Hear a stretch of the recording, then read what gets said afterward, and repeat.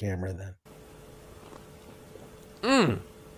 God damn, Gary. Some serious gourmet shit. What flavor is this? That's right, it's the all-hell medium roast private blend. Check out the Geek Grind Coffee Nerdrotic page for our other options like the Decadent, Feathers of Liberty, vanilla-infused flavored coffee. Or if you're looking for something darker, try the Dark Roast FNT blend of the Fellowship. You know what? Just buy all three. GeekGrindCoffee.com. Use discount code Nerdrotic.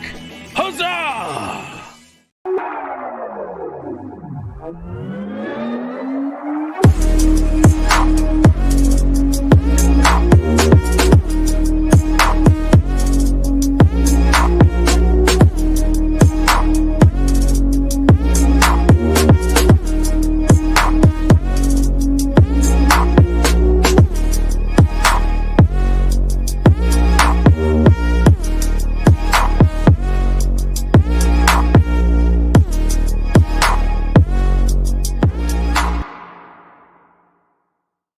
I hunted, Rob.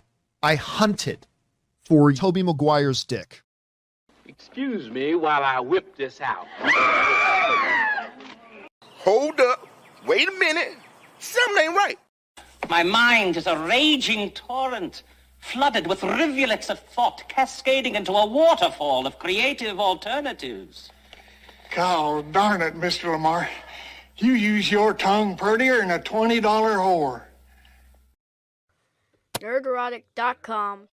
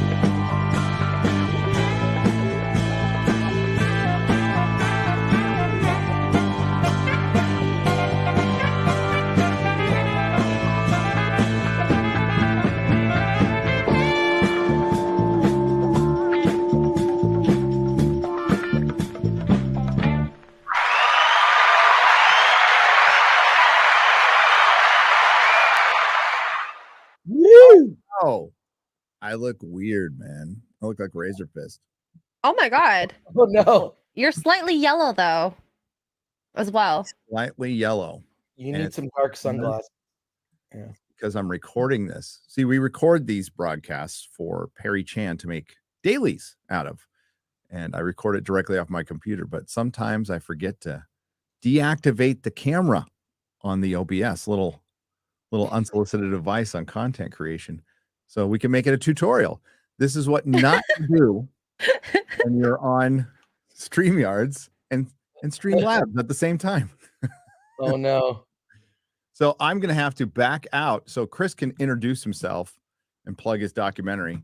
And I'll be right back. All right. Okay. Okay. While Gary is fixing his camera and situation there with Streamlabs and whatnot, Attack of the Doc is out. The reviews are in, 99% audience score on Rotten Tomatoes with more than 100 reviews. I'm very excited. We just need one more critic review, and so it's out to some critics, so it'll get reviewed. So if you have not seen the film yet, Attack of the Doc, there you go. D-Day Cobra. Gary is a successful. And Jeremy, thanks for playing that Charlize Theron video. We were just talking about that before the stream this morning on the Geeks. I need to see this video. You got to see maybe we'll play that. But and then also today after this stream, 1 p.m. Pacific time, Critics Court Star Wars on Trial is back in session, and Gary is back. Yes. In color. In color. In colored. There you go. There you are. There you are. Colorism. I am very much against colorism. Okay. Welcome to the Nooner, everybody. I'm having a fun day. You know what? Fucking YouTube. That's gonna get us demonetized right away. YouTube. Oh, Copyright claim system is just trash. It's just absolute trash. Just gonna say that right now. It's trash, but it's okay because at least a good band is getting all my money. So all our money, by the way, all the X-Ray Girls money and Chris's money and freaking Quarter Black's money and Perry's money too. So you know, I don't like this math. yeah, I don't like this math either, but that's, you know what? You suck it up. I had so many days where I lost money at the comic shop and it was just like a total whiff. I was like, all right, well, work harder tomorrow, work harder today. That's how you do. Sometimes you just can't do anything about it. You're powerless. And so I'll bitch about it for a moment and get over it. That's basically all I'll do. That's all I can do. I can't fight it. I can't fight it. But Faith No More is a good band. It's okay. I like them. So at least they got it. At least it doesn't go to some shit band. Okay. So Chris, how's the court trial going? The trial's going well. Today is day 1 of charge 1. And we have Christian Toto that will be on the prosecution along with Alan Ng and Anna, that Star Wars girl. On the defense, we have people that are not YouTubers, but actually work in the legal space. So I'm kind of surprised that people that actually work in the legal space wanted to step up for the defense. It's going to be an interesting day 1 of this trial. I know we talked about having you on a future episode. I got to get you on there, and it's going to be interesting to see how all this plays out. So there you go. Yeah, no, I'm loving it, and I'm glad it's doing well on the channel. I think this is going to be huge. I think this is going to be huge, and I don't know. I mean, we talked about it last time, but the people versus George Lucas. I think we need a people versus Lucasfilm. Yeah, it's yeah. Little apology to George, and you know. I know the filmmaker who made it. His name is Alexander Philippe. He's a film professor, and it was his first documentary. I'm in it. Rob Burnett is in it. Mm-hmm. So, and he interviewed a lot of people. It was sort of at the beginnings of, like people looking at the prequels and kind of shrugging, going, what the hell is this? And you look back, now I look back on the prequels, I'm like, wow, they sure have aged well. It has, the prequels have moments. The prequels have quotable lines. I can't think of a quotable line from the sequels. I bypassed the compressor. That's a line from a Star Wars movie. Do you have a boyfriend? Like, yeah, I cringe. George Lucas was still a competent filmmaker. He was just too self-indulgent and needed an editor, needed a Gary Kurtz there. And the prequels could have been great. They also, I'll say it again, should have all just been Revenge of the Sith. All 3 should have been Revenge of the Sith. I didn't need to see baby Anakin ever. Not toddler, not young Anakin. Some flashbacks would have sufficed. And I mean, like, mix in some of the concepts from Attack of the Clones, which is by far the worst. But, I still enjoyed little Yoda bouncing around fighting. I thought that was fun. Yeah, I thought there's certain things. But yeah, they're definitely, is it aged better or things got worse? That's for you guys to decide. I think things have gotten a lot worse, which make, shit, the Hobbit trilogy is looking pretty damn good now too. Thanks to Rings of Power. People are going, well, Hobbit wasn't that bad. So I garbage in it, believe me. But I bought they were on sale. I bought Lord of the Rings and the Hobbit, the animated versions from the 70s. I started watching them. Rankin God, they're really good. They're awesome. Oh, that was my introduction to Lord of the Rings, was the Hobbit being played on primetime television. I can't remember if it was ABC, CBS, or NBC, but yeah, watching it at night. It was a cartoon on prime time, and like this, it was weird. I was super young when I saw it, but yeah, that's what introduced me to Tolkien. So, what Jeremy says, the prequels were always great. Okay. Well, it depends on what you buy. Great. Yeah, I think they've aged better because of modern politics. I think that they've aged better. Is that okay? I consider them Star Wars. Absolutely Star Wars. Yes. Yeah. Yeah. That's but what's up, Jeremy? Hail the 199. Wow. 199. So Guardians, I didn't get to we started talking about it yesterday on Real BBC, but then Razor came on with G Prime. Go watch that episode. It was tons of fun to do. Love Razor, but I really wanted to get into it with Mahler and Az, who didn't like it. Right. I wanted to have a good debate with him. Because I liked it. It's got flaws. But I know you liked it, Chris. Mm-hmm. Where do you rank it with the second one? Because it's not better than the first. Yeah, the first is a classic. You can't be better than the first. I definitely would rank it maybe better than the second one. They both have moments. I like that this one wasn't so jokey all the time. That it felt like the stakes mattered. It felt like characters were going to meet their end at times. So I kind of liked it better than that hallway fight scene is really cool. I think I would rank it better than number 2 by just a little bit, but it's in light of the fact that so much Marvel has just been bad lately. I mean, bad. And when I say lately, I mean the last 3 years. You know, I don't know. It's just not enough. And it's like, I think this prediction that we were talking about before the movie even opened is, what if it's a good movie and then also underperforms? Like, that shows you, even if Marvel makes a good movie, people are not flocking to theaters to see it. I think that there's no overriding. We always felt there were 2 big things that happened in the first decade of Marvel, 2 huge things. One, the Avengers assembling, that getting to the first Avengers movie, that was huge. Epic. To make that moment, it was epic. And then getting to the Avengers fighting Thanos, a villain that, they ultimately had to, did they defeat him? Yes, in the end, sure, but it cost something. It cost something. That decade, you can't. And now, where is this going? At the end of Shang-Chi, there's this big thing with Bruce Banner and Captain Marvel, and they contact Shang-Chi and Katie. And what is that about exactly? Am I expected to remember this stuff? I got to watch every Disney Plus show to know what the hell's going on. I think the audience is checked out.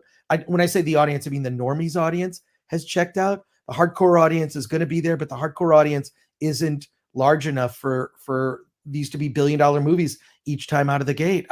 So I think we're going to see a huge drop second weekend. Huge. Really? Okay. Yeah. I don't think I liked it better than the second one. I think I would rate them maybe the same at best. Fair.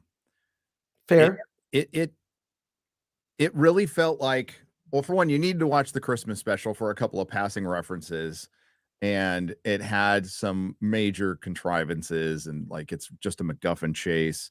But it has a ton of heart. It has characters you like. The characters don't act out of character for the most part, except for Gamora. And because you're basically introducing a new character, which it felt obligatory to me. But for the most part, I really liked it. I came out of it liking it. My son liked it. My son is super down on Marvel right now. So he walked out of it going, that was pretty fun. And I'm like, yeah. And it felt like what it was, like a last hurrah, but kind of it's Marvel. It's the MCU dying with a whimper, with an absolute whimper, and it underperforming domestically. You're going to see the Access Media spin the shit out of this over the next month or so. They didn't make Guardians of the Galaxy Volume 3 and put it out on May, what was it, 5th? Like it's one of the prime time slots where they usually put Avengers movies, right? They put Thor, which they thought would be the bigger movie at the time, and not expect $1 billion out of this. Like, that's what Disney expected. That's what they needed, because these movies are so expensive and they put so much into marketing. And I'll say with this one, it doesn't have the problems that other ones have. It didn't have like massive reshoots. Like, there was no reshoots with this, other than like your daily pickups and stuff. This Gunn was left alone, and so they probably didn't rack up the costs with that are unknown at this point, because they don't report it. They just don't report it. But I got definitive information that this happens a lot in Hollywood, that they do massive reshoots and they don't count that cost. So it's, even if it makes what Guardians 2 made, you'll see it considered a victory. That it is not a victory. And I don't know. It could top out at 650, 750. I don't freaking know. It depends on how much legs it has. It seems like it kind of does. I don't think it's going to have like a 73% drop. Could be wrong. I could be wrong, but it's got good word of mouth. That's something, Thor for sure didn't have. And that's something Ant-Man didn't have. And I would argue Wakanda Forever didn't have it either. Wakanda Forever was horrible. Hated that movie. They didn't need him. Absolutely didn't need him in the movie. I think he's the best example of like just the philosophy of what Disney Marvel is now. They're putting all this fucking shit and all this time into characters nobody gives a crap about. And then you have like an upper tier, I would say B character in Adam Warlock. An upper tier B character that if you could make the Guardians of the Galaxy a household name, you could make Adam Warlock a household name easily. David Bowie, Space Jesus. You could do so much like cool psychedelic shit with Adam Warlock with the right person, but now he's just a joke. But man, let's take America Chavez seriously. Lesbian portal puncher. Lost her mom's because she got stung by a space bee. I like Adam more. Adam Moore? Adam Warlock more. Okay, thank you. No, I'm just kidding. Hi. Oh no. Hello, X-ray girl. Hello, Gary. I'm feeling better. Still a little under the weather, but working through it. I'm excited to actually talk a little more, maybe like 100 words versus last week. I know it's too much, probably maybe 50. But yeah, I did like Guardians. I think the reason I liked it was the animal stuff. Like, obviously I love my dogs, and that got to the heart. And then without that, I don't think that the movie would have been as good for me, at least. Yeah. No, it was all based on like tugging the heartstrings, and it's really on the nose stuff. I mean, you're torturing little fake CG furry animals that are super cute. I mean, like nobody's going to not like that. No. Exactly. Well, I mean, nobody's not going to get mad about it, right? It's like you did these horrible things to cute animals. It's a very easy way to manipulate. All art, especially film, is manipulating the audience and make you buy into it. And it's a very easy on the nose thing to do. Like, let's fuck with some animals to make our bad guy look bad. It's like, oh, that's easy. Like he could murder, an entire planet full of people, but people are more pissed off about the mechanical arms on Lila. It's just the way we are. Yeah, isn't that so weird? Like, I was more sad about the animals, the three animals, the animals that had died. But a planet, like that should have been more heart-wrenching in a sense, like in the gravity of things. Chris, James Gunn totally dropped the ball by not giving you an emotional beat for that. Like, it needed more than a beat. It needed everybody stopping, things going silent and going, he just destroyed that entire planet. You see that little cute girl with the little, I don't know, was she a rabbit girl or whatever, with the basketball that passed it to Drax. Then he hit her in the head. She's dead. Yeah. She died. Fiery death. Thing fired. Like they didn't stop and go, oh, fuck. That I think that was like the biggest mistake in the film, in my opinion. But it was still fun. That hallway scene's awesome, dude. That was the best scene. Because I was thinking in the second movie, the beginning part where you see baby Groot dancing and they're fighting. That was like one of my favorite parts of the movie. And then that probably is equal to that. I kind of wish I had a stronger start to the movie, but it had to be a bit somber. And so I get why they had to be a bit more slow. But yeah, I wish there was a stronger start at the beginning. Yeah, it was very somber. Bleh. And a weird, like, the Radiohead song, Creep. Yeah. It just didn't, I don't know. It didn't translate to me. No, it wasn't a very good version of it. I don't know it was the mixing of it, or I don't know. I was just like, eh. But yeah, I liked it.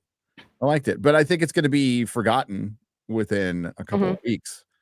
I don't. Again, I just I wanted to go see it again. I kind of saw it again for my review, and I'm good. I'm good. I don't know if I'll get it on 4K or not.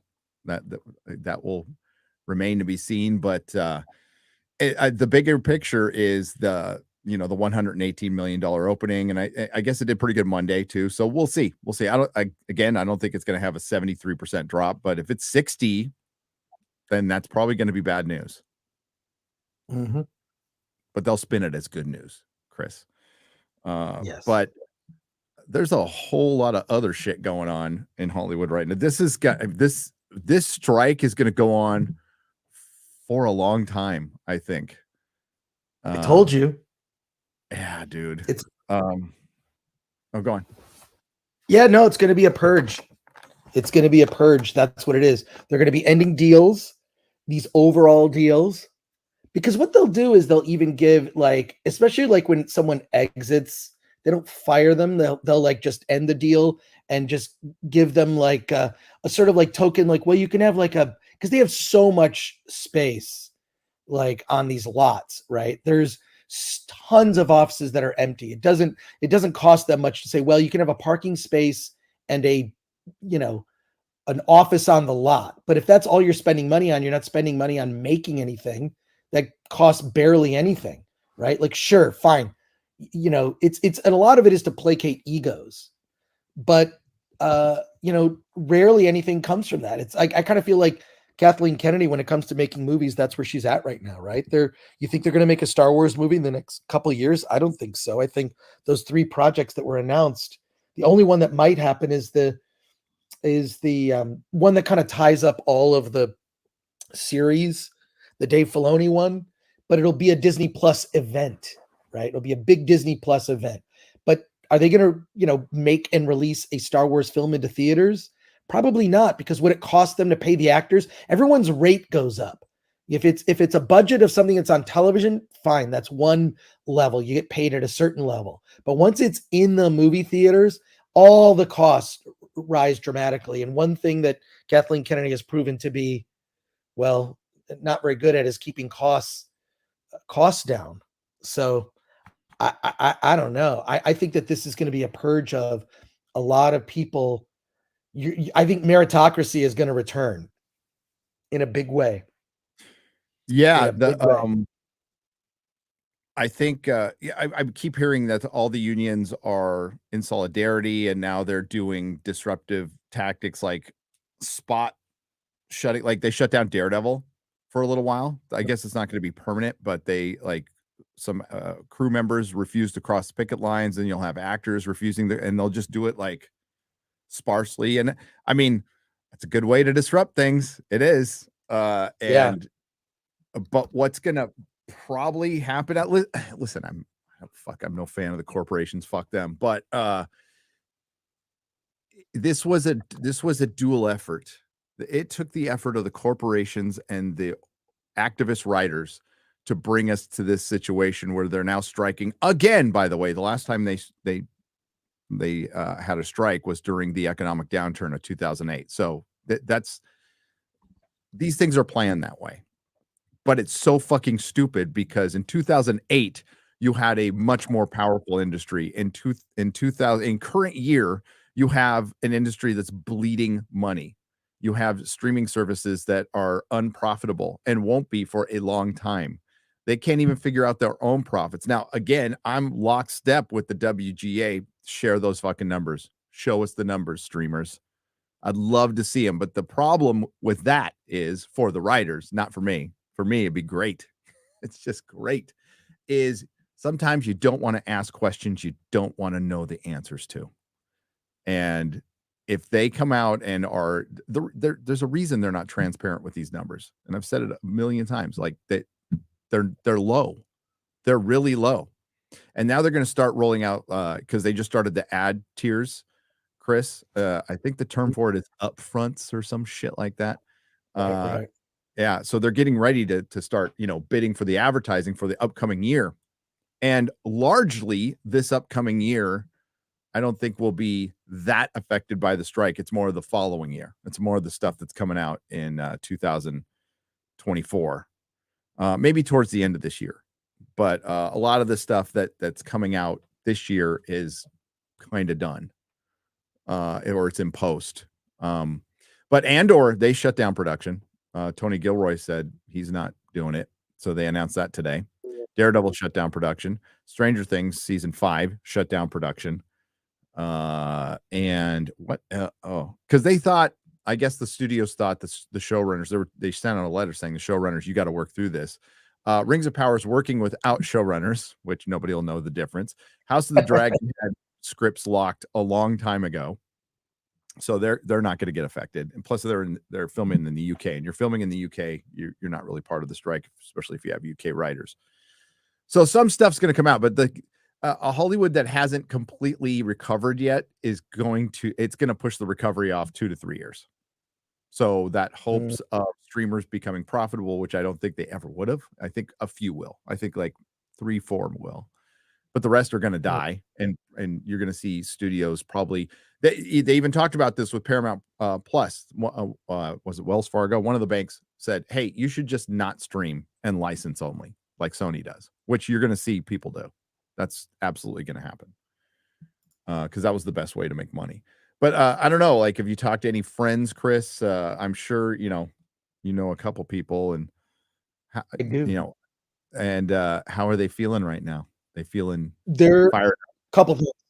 Yeah, they're on the picket line. Our friend that I introduced you to, he did the picket line. He said he went there and they kind of want you to do 8 hours.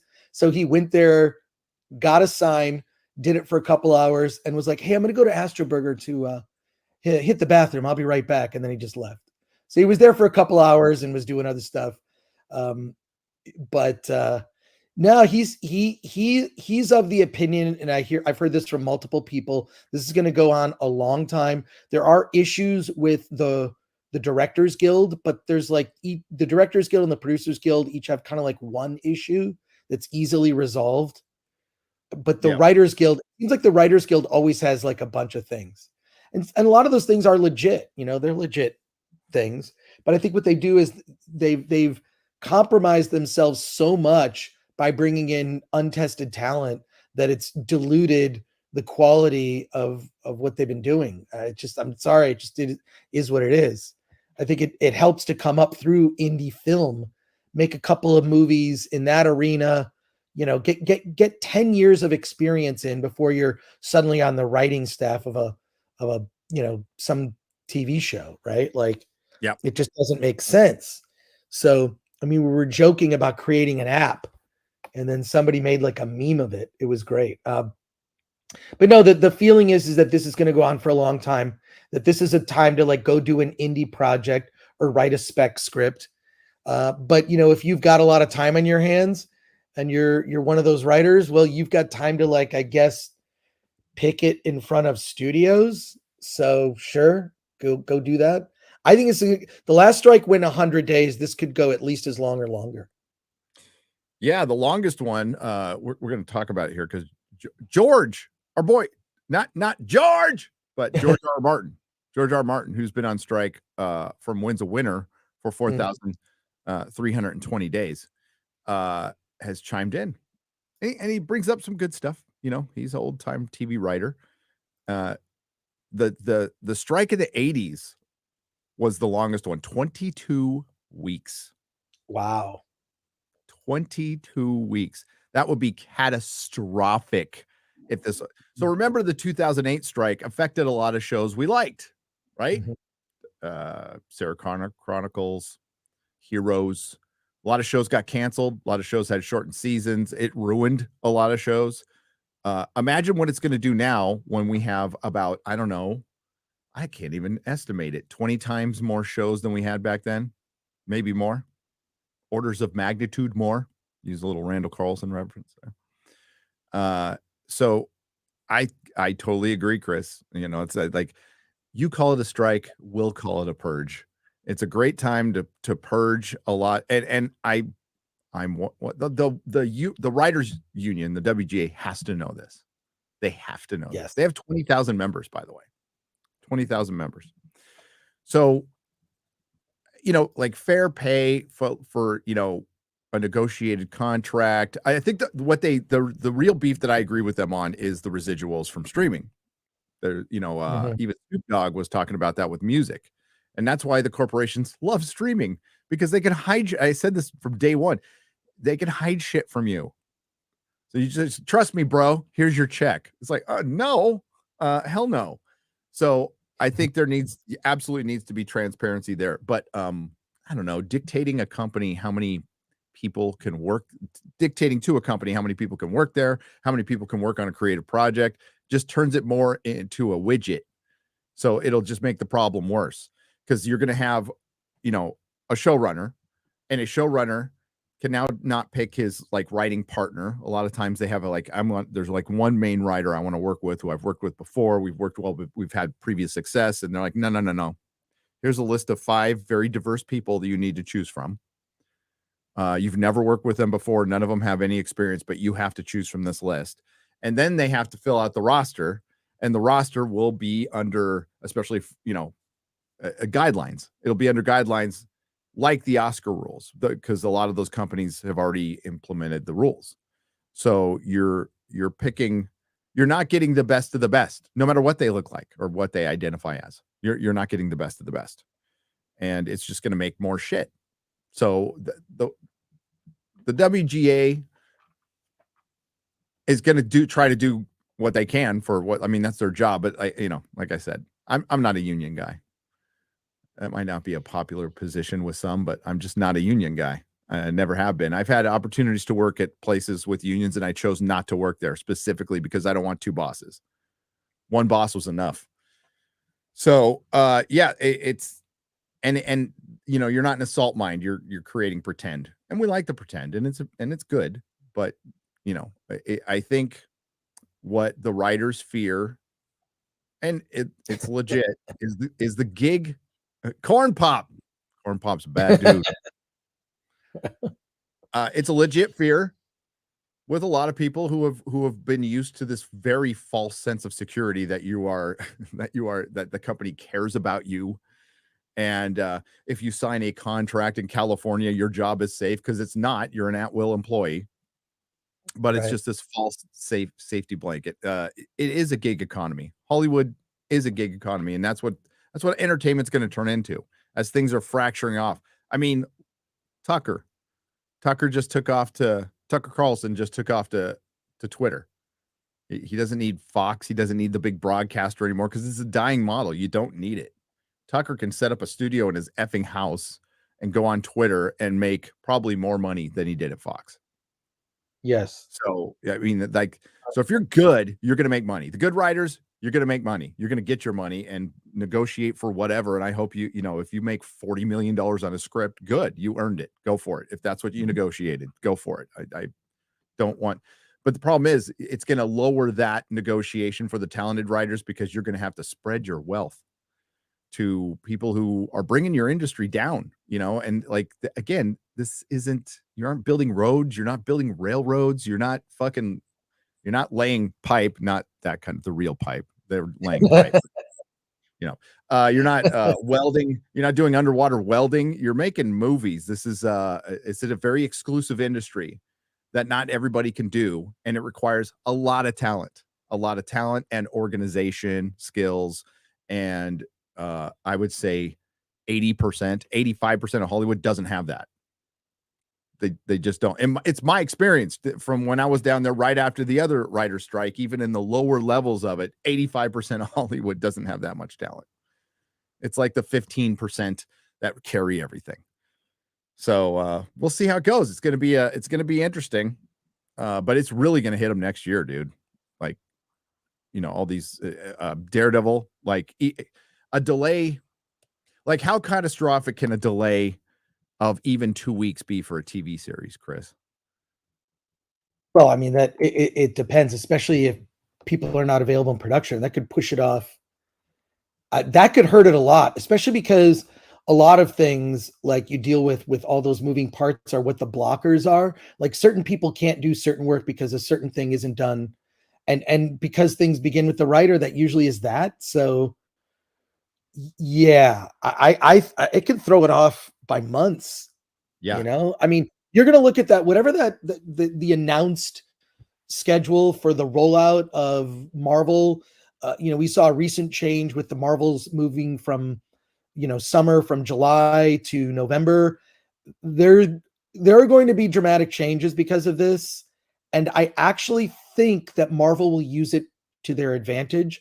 I think that they're going to redo the schedule. I think they're going to recast Jonathan Majors, and I think they're even whatever this multiverse saga is. What they might do is they might wrap it up in just one movie. Just wrap it up. Like we were going towards a multiverse thing, may be a bad idea. I think part of the reason the multiverse thing doesn't seem particularly exciting because if you think about it, Kang has been defeated twice already. Yeah. Well, what And we've makes already him had- such a well, yeah, sorry. Exactly. So what makes him so threatening? What makes him so threatening now as a villain? We've defeated him twice. Like, so I guess we'll defeat him again. Like, you know, And again, the because it's variance. again. Exactly. Well, and then Doctor Strange, Multiverse of Madness, the entire multiverse was at stake. Spider-Man No Way Home, the entire multiverse was at stake. It got launched in Loki. I mean, they've launched it 3 times. So we've already had a bunch of multiversal sagas. And this is like, it's not like they've done this, well, I don't know, about 100 times, 50 times in the comics, maybe more with multiple publishers. And it never, you know, it's usually used to fix editorial. That's what it is. It's supposed to like clean up your timeline, get rid of characters, introduce new characters, because you have this constant canon going. With Marvel, it was always one where Marvel ruined it forever. Marvel Comics, I'm talking about, is not Secret Wars from the 80s and Secret Wars 2, which were fun little stories. It was Secret War from you know, a few years ago, where they brought in some of the Ultimate characters from the Ultimate Universe into the main Marvel universe, and it just completely fucked their ongoing canon, which wasn't consistent. It can't be over, you know, 60, 70 years, but they did the best they could. And I always thought, you know, well, no, I know like Marvel back issues are worth more than DC back issues because it all counts. The Reed Richards you were reading in the 60s is the same Reed Richards you're reading now. That's why their back issues are worth more money. And DC back is shit. I got a whole set of, you know, OG original Justice Leagues from 1 on for a song for nothing. And yeah, try to get Avengers 1 through 200 for anything under 10 grand right now, even in the lowest grade. Good luck. So it ruins your fucking universe forever. So like it will be fun to see, you know, they'll bring in probably Lou Ferrigno. They'll go crazy with Secret War if they do it, if it still happens. Right. They'll go crazy with it. They'll bring in every Marvel character who's ever been a Marvel character that they can even get their rights to. They'll be in that movie. You know, Robert Downey Jr. is going to come back. Chris Evans is going to come back. Everybody's going to come back except maybe Scarlett Johansson. But yeah, but after that, what the hell do you do? What the hell do you do? I mean, yeah, like a multiverse thing was fine in comic books. I actually love Crisis on Infinite Earths, the first one from the 80s. I mean, I bought those like when they were coming out, and it was shocking. Those George Perez, like, you know, splash pages or covers were like comic book porn. Like, because it was that weird thing where you're like, oh my God, that's like Robin from Earth 2. He has a different colored cape. You know what I mean? Like all those like weird details that comic nerds like care about, like me being among them. You know, like I love that stuff. It was crazy, and it fixed a lot of stuff. It really did. DC like did a good job with it if they just left it alone. right. But they didn't, and it happens again, and then, you know, and it gets the thing is I feel like with the same sort of like exhaustion I felt with like having to, well, you have to read this comic. Well, you have to read this. It's like I don't regularly buy that comic. Why do I have to read it? Like, I mean, I don't mind crossovers. That's fine. You know, I used to love the Thing 2-in-1. Do you remember the Thing 2-in-1? Marvel 2-in-1 was one of the best. Okay, so correct me if I'm wrong, chat, because I might get this backwards. Some sharp-minded comic book fan will correct me if I'm wrong. But Marvel Team Up and Marvel 2-in-1 existed to do things with characters. I believe one was to either introduce or fix some of the canon, and the one was to just phase them out or just tell you what they were supposed to do. I was told this years ago. So Marvel 2-in-1, so they served a purpose. They served a purpose to the canon of the overall Marvel Comics universe. And they were great books. I have all of Marvel 2-in-1 Team Up. Those are some of my first comic book, dude, was Marvel Team Up 42. Spider-Man and Vision. They were in the 1500s fighting this evil pilgrim guy and trying to save Wanda. Dr. Doom comes in the next issue. It's fucking awesome. John Byrne art. Yeah, Marvel Team Up was the shit. And there's a part right in God, for a long run. John Byrne did the art for it, and it was just incredible. Like some of the most. I have an original page from that. I do. No, but they do this in the movies when you can do Annihilation. There are so many things they could still do if they want to have a big event. And there's other big villains. I mean, we haven't gotten to Doctor Doom or Galactus yet. Like, why would you do a multiversal saga before you get to Doctor Doom and Galactus? That could be 20 years. You could do that. You know, Galactus. I'm sure there's a lot of filmmakers out there going, Galactus is too hard of a villain. No, you make him a giant fucking purple guy with a giant purple helmet, like different shades of purple, little fuchsia, little purple. Yeah, and you portray him like you did in Ultimate Alliance. You know, some of the cut scenes from, I think it was Ultimate Alliance 2, Ultimate Alliance 1 or 2, where he fucking looked just badass and huge, but he's a different villain because he's not necessarily evil. He's just a force of nature. That's what he does. He consumes planets, but he serves a purpose to the universe. So how do you fight that? It's like fighting nature. It's a really cool thing. And you would need every single hero, even some bad guys, to take this guy on. And then, Dr. Doom, who's like the GOAT, the greatest villain in the Marvel universe. You bring him in, at some point. But the thing is, they're kind of spoiling that because Dr. Doom is just a human who has like massive godlike technology at some point. Same with Reed Richards. But we're already doing this with Kang and the High Evolutionary, who absolutely should replace Kang as he's the Mengele of the Marvel universe. Like he is a messed up villain that you can make, like have him kidnap one of our beloved Avengers. Just think of one. Just pick one. Yeah, and you could pick something from the comics. God, it's too bad they pick Hawkeye. Pick Hawkeye, and he mutilates fucking Hawkeye.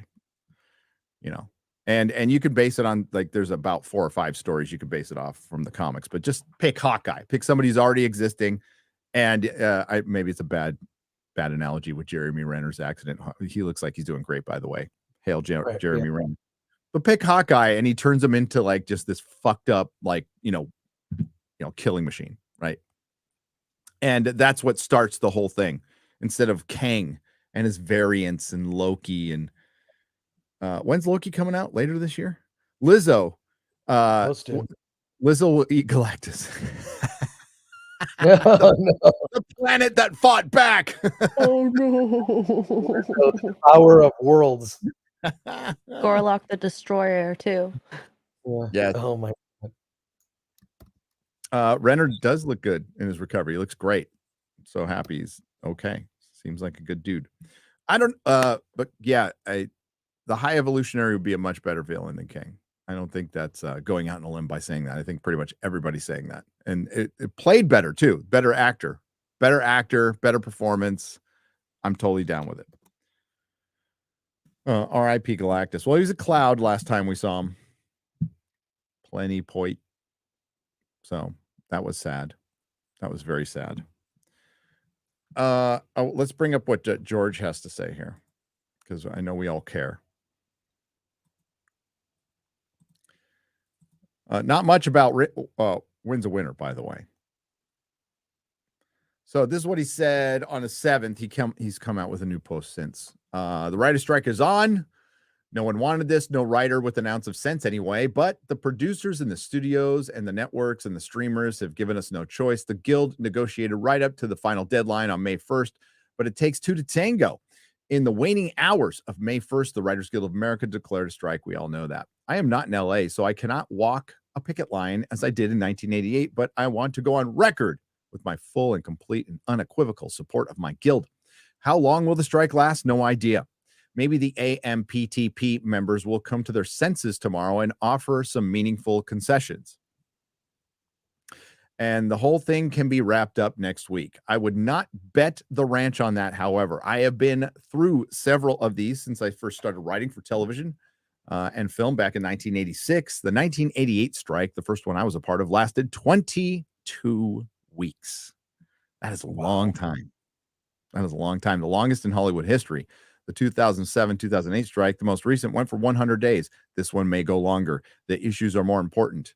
I don't know what IMSHO and I, IMSHO must be a name. IMSHO and I have never seen the guild so united. They always say that. Writer strikes, like everybody's united now, right, Chris? Everybody's united now. This thing goes 4 months. How united are they going to be? Yeah, we'll see. Because you're going to see, like, look, the better screenwriters, the ones that work all the time, that are ones that have been in the industry for a while, they've got money socked away. They've got money socked away. They've got a cushion because they know. The worst part is usually people new to the industry, and this is particularly true of actors. It's like they get on a TV series, they're doing like 13 episodes, and they immediately buy a car. And I've had other actor friends say, no. You shouldn't do that. You should save your money. You should live. This is for anyone in the entertainment industry. Advice no one will give you. I'm telling you right now, live below your means. It's feast or famine. You might work in a good year 6 months of the year. This is why actors go off and do so many causes, because they have so much idle time, right? So what are they doing? They're going off, championing this or doing this or saying stupid things on social media or making videos showing fealty to a certain group in Hollywood so they can continue to work because they've got so much dead time. Actors get bored. They work very intensely for months of the year and then have a lot of free time. So that's not a good thing. The smart people work in entertainment. You set your money aside, you live below your means, but people new to the industry, they don't tell them that. They don't tell them that at all. So that's like, I think it's going to hurt. I think you're going to see a lot of the people that are fresh to the industry start to buckle and go, I have enough for next month's rent. And that's it. It's going to happen because people spend their money foolishly. It's crazy. We were getting into a conversation about this oddly on Twitter. I don't know, it was provoked by someone else's tweet. And I just said, I wish someone had taught me, something about finances and how to do my taxes when I was in high school, because I remember getting out of high school and feeling lost. And I recreationally took, and this lowered my GPA. I took a typing class, but I didn't type fast enough. And I took a home ec class because I wanted to learn to cook and sew. I know that sounds weird, but I can sew a button on if a button falls off a jacket of mine. I can do that by myself. That's good.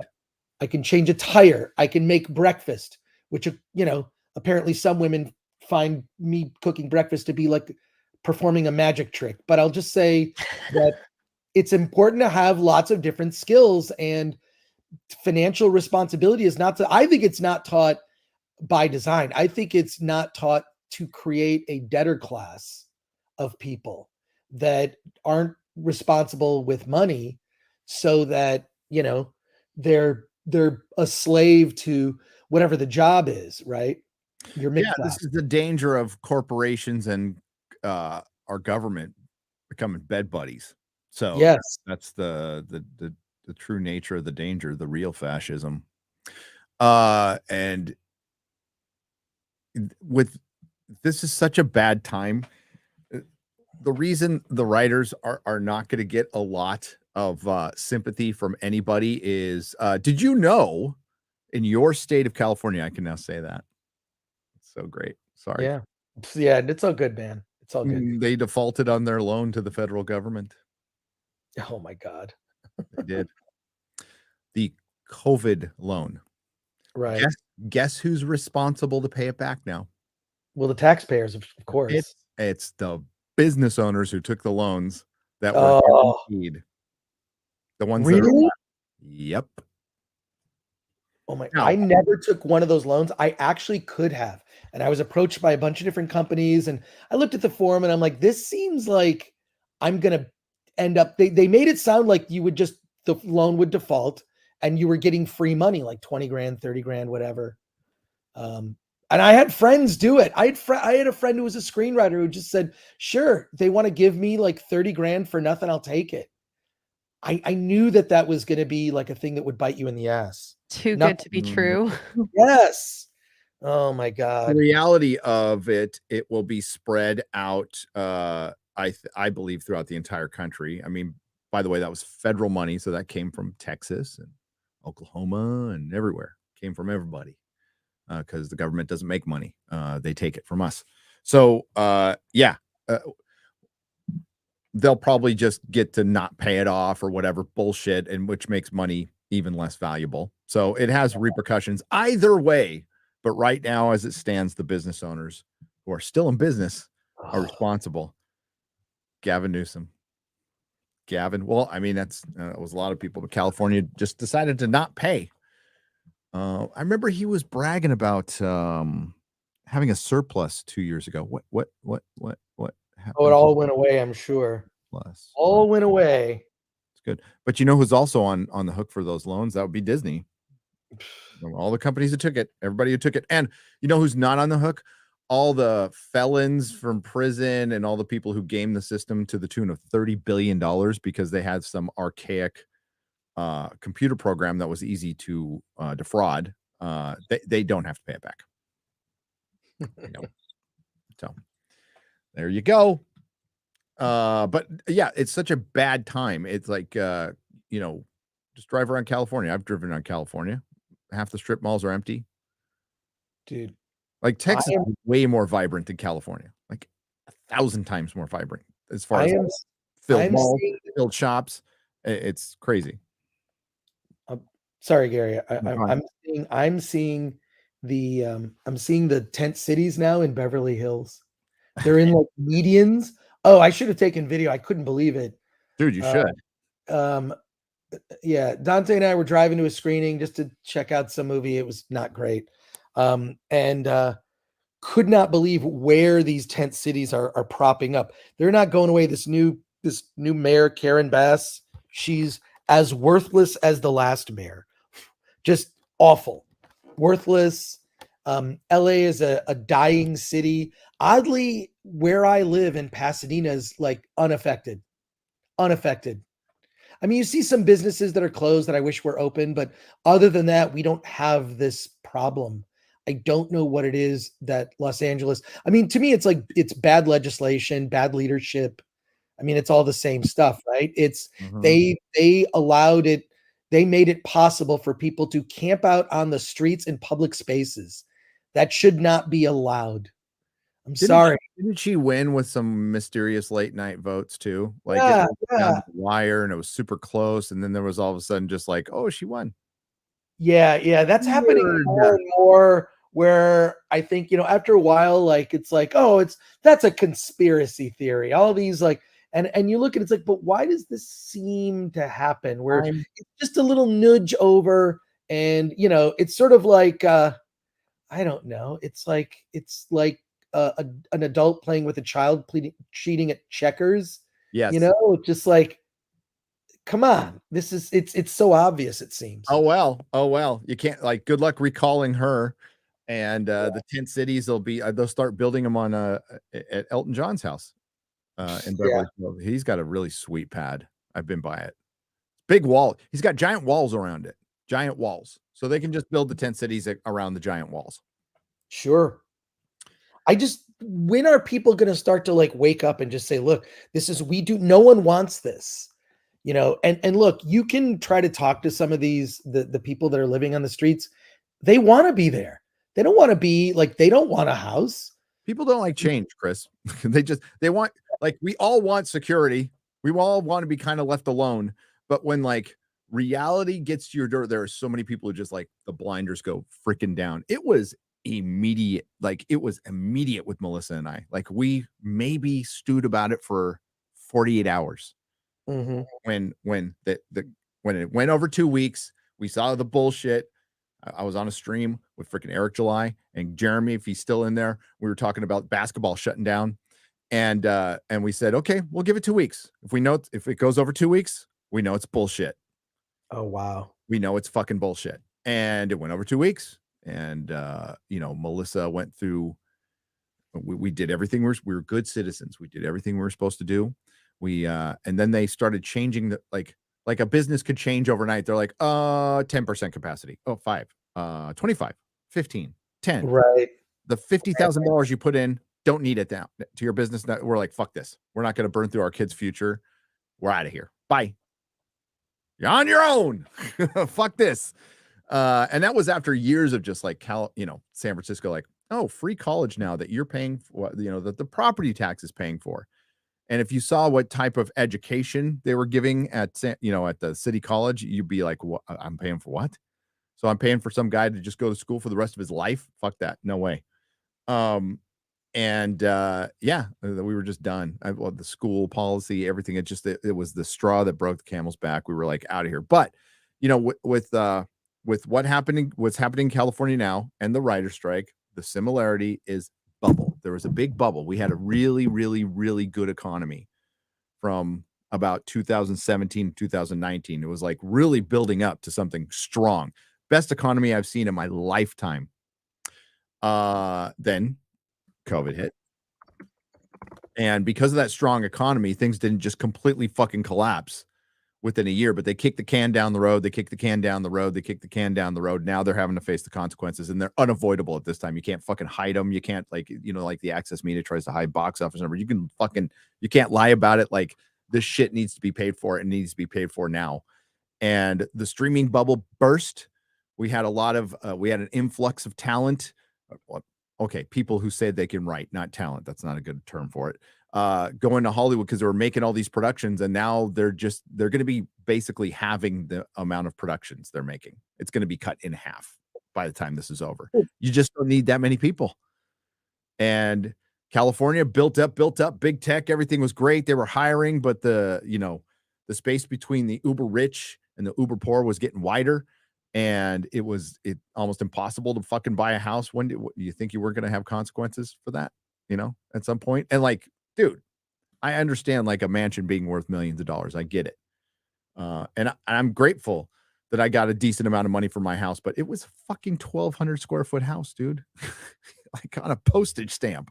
It was ridiculous. It was freaking ridiculous. It's not reality. So we're going to come down to reality. And unfortunately, because of the people they voted in office, a lot of Californians voted in office, you are now going to suffer the consequences of your vote. And that goes with the strike, that goes to Hollywood, that goes to big tech, that goes to everything in California right now. You had a chance to get rid of Gavin Newsom, you didn't. Now you get to pay the price, literally, if you're a businessman. I'll say this, Gary. I voted on the recall. Everyone I know voted to recall because you look at and I feel like now we're at a point where politicians do not feel they need to be accountable. When you look at how bad things have gotten in the state of California, there are no repercussions for doing a terrible job. I mean, you might as well be a weatherman in the 1970s. You're predicting the weather incorrectly 5 days a week, and guess what? You go back to your job. There is almost like an arrogance among California politicians with regard to how the state is being managed. I would like a little bit of balance. It's not like I think all Republicans in office is going to fix things either, but there definitely needs to be some kind of balance where people are held accountable and there's some agreement that certain problems need to be focused on and solved, because that's not the case. So, and look, I'm a guy that in almost any other state, I could afford a modest home. I can't afford a home where I live. I just can't. you know?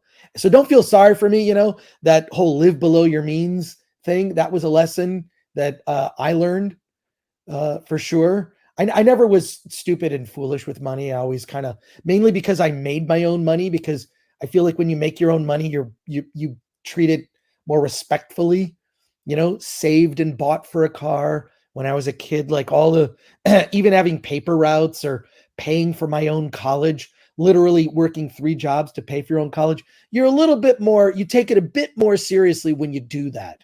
Yep. I was not a super partier in college. Doesn't mean I didn't go out and have a good time, but I was focused on, like, I paid for this, I'm getting my benefit. And then I saw what bullshit it was, and I dropped out of college 2 years in. So, but I still read a lot of books, and I learned how to publish a magazine, and that's how I published Film Threat back in the day. But it's look, we're living in a weird time where I see a lot of decisions being made at the highest levels that I do not think are a very good benefit for a lot of people. It's really disheartening to see. It's really disheartening to see. It is. And like, you know, like, it's clear the corporations would love to break the union. That's what they're going to try to do. They bought up a bunch of scripts. They're going to hold out. But the best case scenario is the union stays together, but it gets, like we said before, purged of a lot of people. And, you know, again, fans, paying customers, we're like, okay, we've been kind of like, half of the audience has been striking Hollywood now from movie theaters, or almost half, 40%. So like, I don't know what good it's going to do to your industry that has de-incentivized meritocracy, where it's like the kind of the most you have to be fucking good. You do that. Yes. That has not changed. That has not changed. That will not change. You know, comic artists tried to do this, writers tried to do this forever, tried to unionize. They couldn't, because their industry was never big enough. It was like, people would have just gone, okay, quit, fuck, bye. You don't think that could happen in Hollywood? And I would say the one part of Hollywood that probably has the biggest beef is post-production. They're the ones, they're going to be affected by this. And they're the ones who probably have the biggest beef, biggest legit beef. The writers, it's such a weird, it's hard thing to commoditize. You know, it's, you know, George talks about it right here. He does.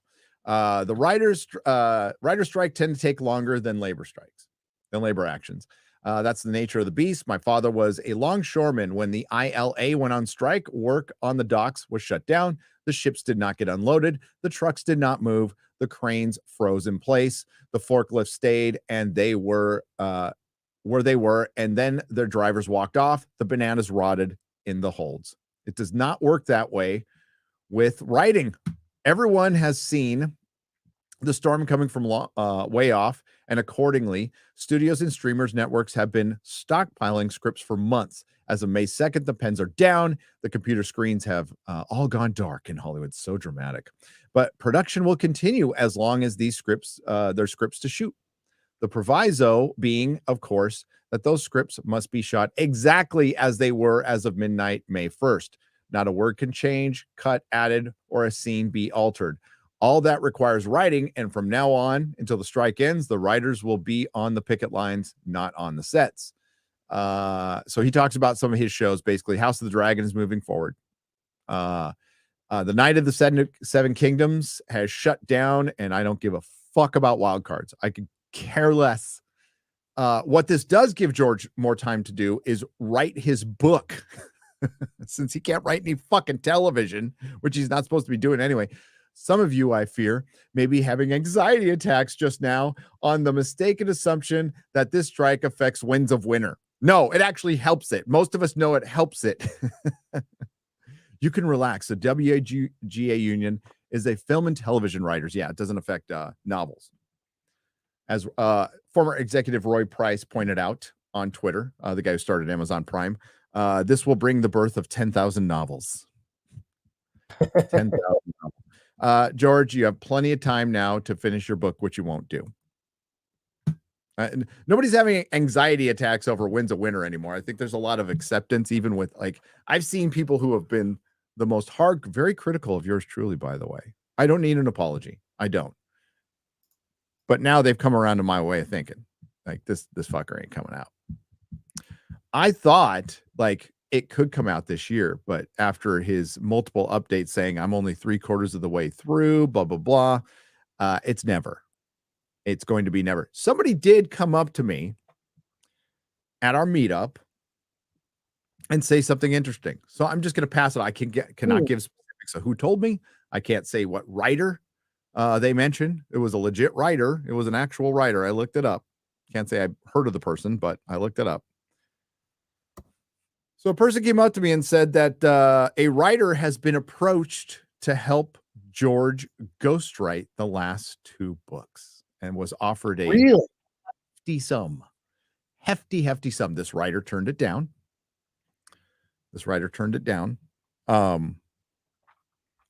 But I imagine if they find the right writer, if this is true, then they'll accept it. The thing is that the thing that I have a hard time with is George has always said he will go to his grave not finishing this book. He would not let other people finish this book. But we've also known he has talked to Stephen King. He has talked to Neil Gaiman. So maybe he's had a change of heart. Maybe the publisher, like he's taken a lot of money from the publisher, and the publisher has tried to save his ass by putting out the history books and stuff. So things could change. I don't know. I'm just putting it out there. I don't fucking know. Would I accept a book ghost written by somebody else? Well, I'd know.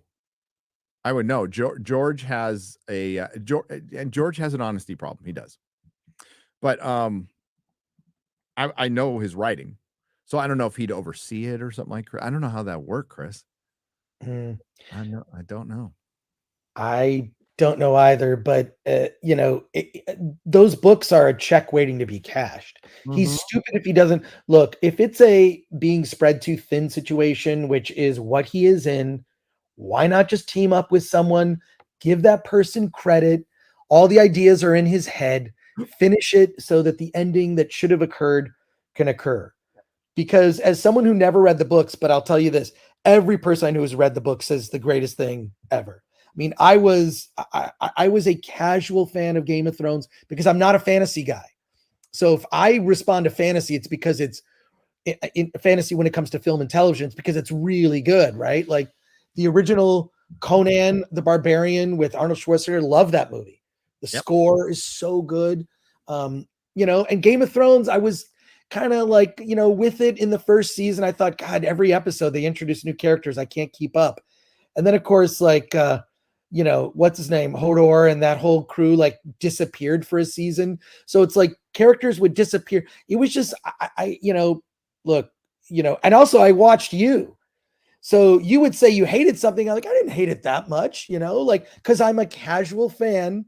Now I feel like I've been educated in this, and really that like the biggest problem with that last season, I just felt like they took what should have been 2 long seasons and did 6 episodes. And the build up to the big war of the Winter Walker things, that was awful. 1 episode, and it's like 1 episode, and anticlimactic as hell, dude. It was dumb. So yeah, it was bad. It was bad. But it was bad. If it took a ghostwriter to help him, I'd be like, fine. For one, you're so right. Like, whatever money he's making off fucking TV would be eclipsed by how much money he'd make off his fucking book, which shows you he doesn't want to write it. I mean, I could get being a perfectionist, right? But you have a giant dangling paycheck that's dwindling over time. Yes. Waiting for you. All you got to do is get it. Get off your ass and get it. And how many people would kill to be in that position? And he's like, I'm just not feeling it right now. Yeah, I don't know. I'm gonna get a ghostwriter then, maybe. It's also one of those things is like, look, it's not like I have any, I'm not comparing myself to George R.R. Martin, but I will say this. I'm just saying well, no. I'm saying when it comes to finishing a creative project you've lived with for years, there's something in you that doesn't want it to end, because what that project represents is purpose And if you finish it, you are now devoid of purpose. Yeah. So, like Attack of the Dock, look, I came up with the idea in 2017. I was meaningfully working on it for like 3 years. But, I worked on it for 3 years. We went through phases and notes and whatever. Like, okay, it was like 6 years from concept to completion to release, right? But like, there's a project, a documentary I've been working on for over a decade. And so I got to ask myself, am I stalling it? Because once that project is out and released, it's like, I will lack a purpose or a thing to do. And I do think there's something about that. So, and just as having spoken to other filmmakers who've worked on projects for long periods, or other artists, when you work on something and it's like this like passion project that you work on for a long time, like there's something about that. So maybe there's something in him, but he's completed enough projects in the past that it's just for some reason this thing.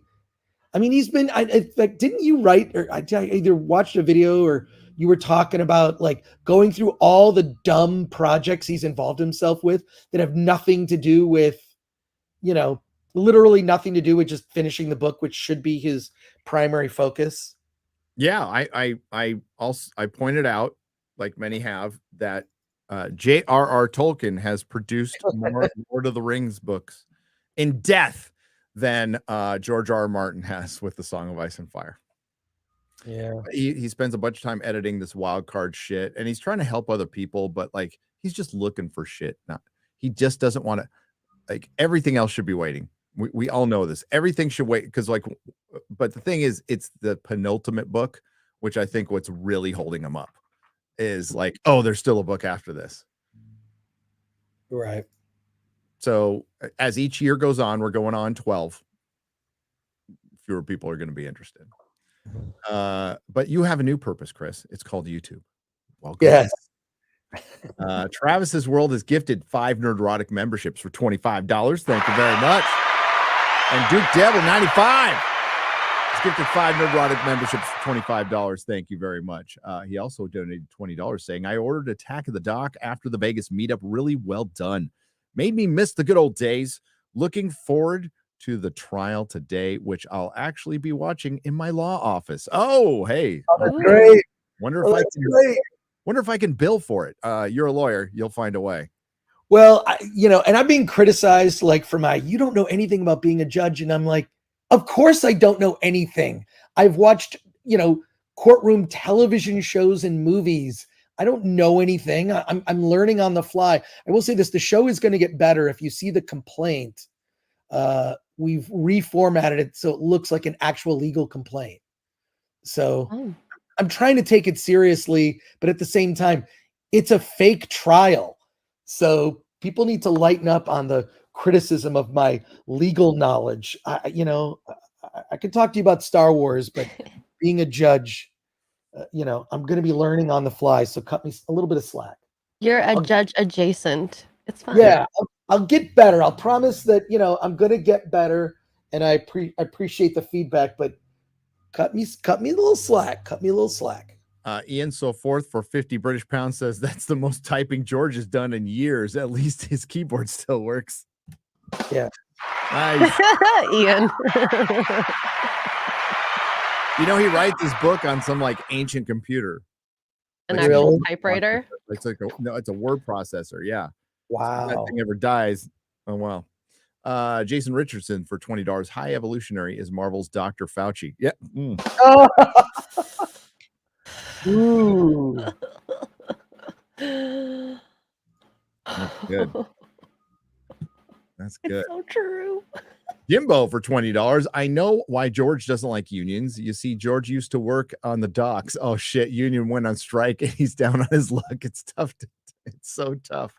But Gary's gonna hold on. I'm not gonna do this right. Hold on to what he's got. Somebody send me a fucking pillow, like a nice little Nerdrotic pillow. I should go get it. But I'd probably get hit by a fucking copyright strike for the fucking song. So if you squeeze the pillow, it's Bon Jovi. Oh no. Honey. So my wife sits on the pillow, and I got to listen to that entire fucking song until it's done while we're watching our TV show, our program. Like 3 minutes worth of song, not just sat like on the Davenport and watched our TV program. You don't even know what a Davenport is, do you, X-Ray? No, I don't. Okay. Don't Is even. it pre-90s? Yeah, I would say it's pre-90s. They still have Davenports, but it's just a term that was very pre-90s. I'm gonna Google that. I was watching because Mahler talked it up. Everybody's been talking it up. So I sat down and we started watching Severance. It's like Brian Cox is fucking awesome. That guy is awesome. He's such an asshole. There's no likable characters in that show. I was like texting going, so who do I root for here? So I just found the biggest asshole to root for. The guy from Scott Pilgrim, Roman. But yeah, it's a pretty good show. It's a pretty good show. Produced by Will Ferrell and Adam McKay, who are both wackos in real life. But I like Will Ferrell movies. I do. Talladega Nights, baby. It's great. Davenport is a couch? Yes, it is. Okay, cool. Okay, I'm behind. Yeah, I watched 4 episodes, or we watched 4 episodes. What am I supposed to? Cannel? Oh, there you go. You had to fix that. Like, Yeah. Huh? Can I donate to help Chris transition to identifying as a judge? Says Cole for $50. Yeah. Of course. First he has to become a lawyer, and then an insufferable prick, and then he can be a good judge. Well, I'm halfway there. I'm already an insufferable prick. Yeah, I'm halfway there. Do you have the robe? There you go. I do have the robe. Yeah, I have Nice. a judge's robe, and I even wear glasses on the show. So they're just blue blocker. They're not prescription, but what can you say? All right. Wow. It wasn't Deathlock, but it certainly. How well does James Gunn know comics, Chris? You've met him. Incredibly well. I mean, he really I would say better than anyone at Marvel currently. Like he is really the person that has the deep knowledge. I mean, back in the day, was on panels with him, and we just get into all these conversations about stuff. This is when he worked at Troma. This is like 97 is when I would met know Deathlock. Deathlock, one of my favorite characters, one of the weirdest fucking comics Marvel ever produced. And yeah, it's a cybernetic dead guy, basically. And it's kind of Judge Dredd. It's as Judge Dredd as Marvel could get back in the 70s. But Deathlock is a fucking awesome character. And you know what? When they took his face off, it did kind of look like Deathlock. It did. So maybe that was just a little Easter egg for hardcore fans. Don't know. But did look like Deathlock. But and I mean, Deathlock is black. Also, like James Gunn wrote a novel years ago called The Toy Collector. And yeah. It's such a good book. It's really weird. It's definitely like influenced by his childhood, his relationship with his brother. But one of the things that plays into the book, it's one of the most obscure toys ever created. It's called the Strange Change Machine, which you can look that up. It is, if ever you find a list of, the most dangerous toys ever made, that shows up on a list because it's basically a hot plate. And the Strange Change Machine is in that book. It's so cool. So yeah, look, it's not like I've talked to James Gunn recently. He's a busy guy, but I chatted with him when everything went down with him in Disney. I, talked with him over Twitter DMs, and because I thought it was bullshit what happened. And I watched your video, Gary, too, by the way, the Guardians video you did. Thank you. Which I thought was fantastic. And you pointed out there's like one that was like everyone deserves a second chance. That's it. eBay. Wow, $200. That's cheap. It were these like little cubes. You'd put the cube in the hot plate part and it would sort of unfurl into a monster, and then you would smush it Oh. in this contraption that would smush it back into a cube. It is the weirdest toy with the coolest artwork. This painting of a dinosaur on there, like, I mean, none of the things actually looked like, you know, the actual box. Yeah. toy. No. Yeah, like, but I had that toy as a kid, and I remember putting in toys I should not have put in there, that it melted and, Oh no. really burned down my home when I was a kid. Yeah, 1967. Pretty sure my Dang. dad bought it because he wanted to play with it too. But I love that. Wait, can I read this? Because I think this is directed at me. Yes. Lord Pepsi for 5. Thank you. Pasadena is part of the fancy foothills community. The boogie and retired residents forbid it gets bad. Look at Claremont, California. Gracias de corazón. Well, yeah, no, Pasadena is a weird mix of like blue collar, really rich people, old people, young people. It really is like a melting pot, and I like it. It's also a very walkable city. But yeah, there's no way it's going to go the way Beverly Hills is beginning to go. And Beverly Hills, also, I don't think anyone in Pasadena cares about virtue signaling for any reason. Nobody cares. You know, like when all the nonsense was going down there, you know, with the LA County, like everyone's shut down, masks. Pasadena said, no, we have our own health department. We're not going to do that. Yeah. So they didn't follow the rules LA County had. Oh, you know what? He was saying Claremont, the LA Claremont, California. I was going to say Claremont in San Diego's not that bad. Right. But Claremont in LA had one of the biggest punk rock riots in history. Oh, that's great. In history. I don't even know if there's information on it. There might be the Claremont riots. It was fucking gnarly. Yeah. But yeah, I don't know about Claremont, LA. That's just all I know about it. But African Prince on the Streamlabs side for $10 says, hey, Gary and Chris, you've seen the BuzzFeed interview with the Guardians of the Galaxy cast where they were asked MCU trivia? It was sad to realize most of these actors don't even know how much their own franchise. None of them had seen No Way Home. Love from Ghana. Wow. Ghana, Washington, by the way. Hail, and thank you for the $10. Not surprised. That's unsurprisingly enough, most adult pretenders don't know much about anything. I would say that the cast of Guardians of the Galaxy, maybe outside of Chris Pratt, knows about as much about the MCU as they do about the world.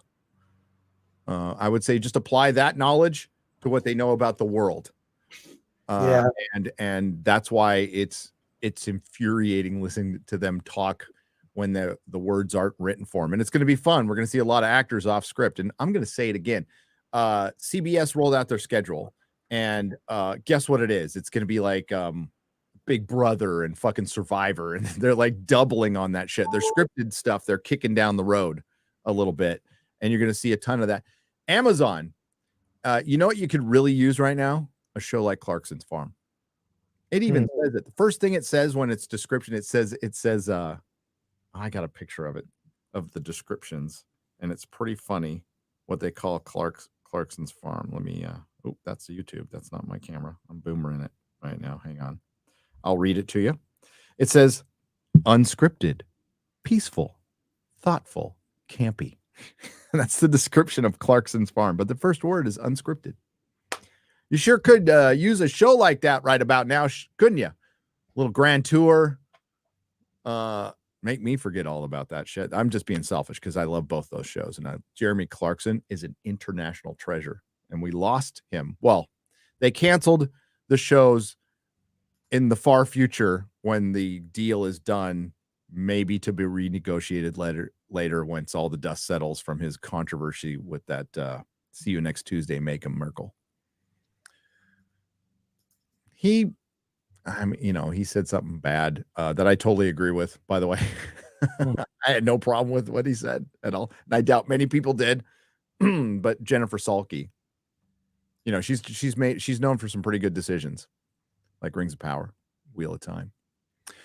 Classic Vigil for $5. Attack of the Dock was excellent, Chris. Oh, thank you. All the feels. That's the whole point of it. And that's probably the biggest question you had, right? As a creator, I would feel the same way. You know, I to a much smaller level when I do something that is like, I'm going to put something in my video to make you feel the feels because it makes me feel the feels. Hopefully it works. Were you like, was that you? Like, is this going to work? Dude, you have no idea because you saw an early cut of the movie at San Diego Comic-Con, and we completely restructured the third act. We cut 2 of the songs from Zach Selwyn. We, I don't know. There was, it just changed a lot. And it was like, well, I hope I can make people feel something at the beginning because I wanted to take people back in time. And then I hope they feel something a little bit at the end, but I didn't know if it was going to work. And at least from all the feedback I've been getting, it seems to have worked. So I'm always skeptical. It totally worked, like on every level, dude. And having seen both cuts, second cut was much tighter. I think you made the right decisions on it. And like you got the Blu-ray for all the extras. You're going to see all that stuff anyway. Blu-ray will be available in July, correct? You'll be selling it or pushing it at Comic-Con this year, San Diego Comic-Con, which I'll be at too because I was accepted as press. Me and Garrett are press. Oh my god. Yeah. Oh, tentative meetup date for Wisconsin. I think Mama gave me that. Mama's Mrs. Nerdrotic. It's penciled in. Okay, this is penciled in, which means we can erase it later. And I think it's going to be in Milwaukee. That's penciled in, which means we can erase it later. But if you want to at least save the date, it is July 13th. July 13th. And then I'm shooting out to I'm gonna fly out to San Diego for Comic-Con. Cool. Oh boy. Penty Linkola 23 for 100 Danish kroner. We are huge amongst the Danish peoples. That's great. I love Danish.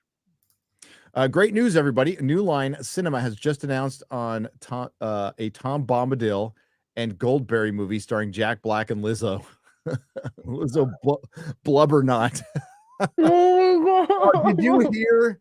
Did you fucking hear? Okay, this was the news. Okay, when I make a video, here's how the secret sauce. Here's some of the secret sauce.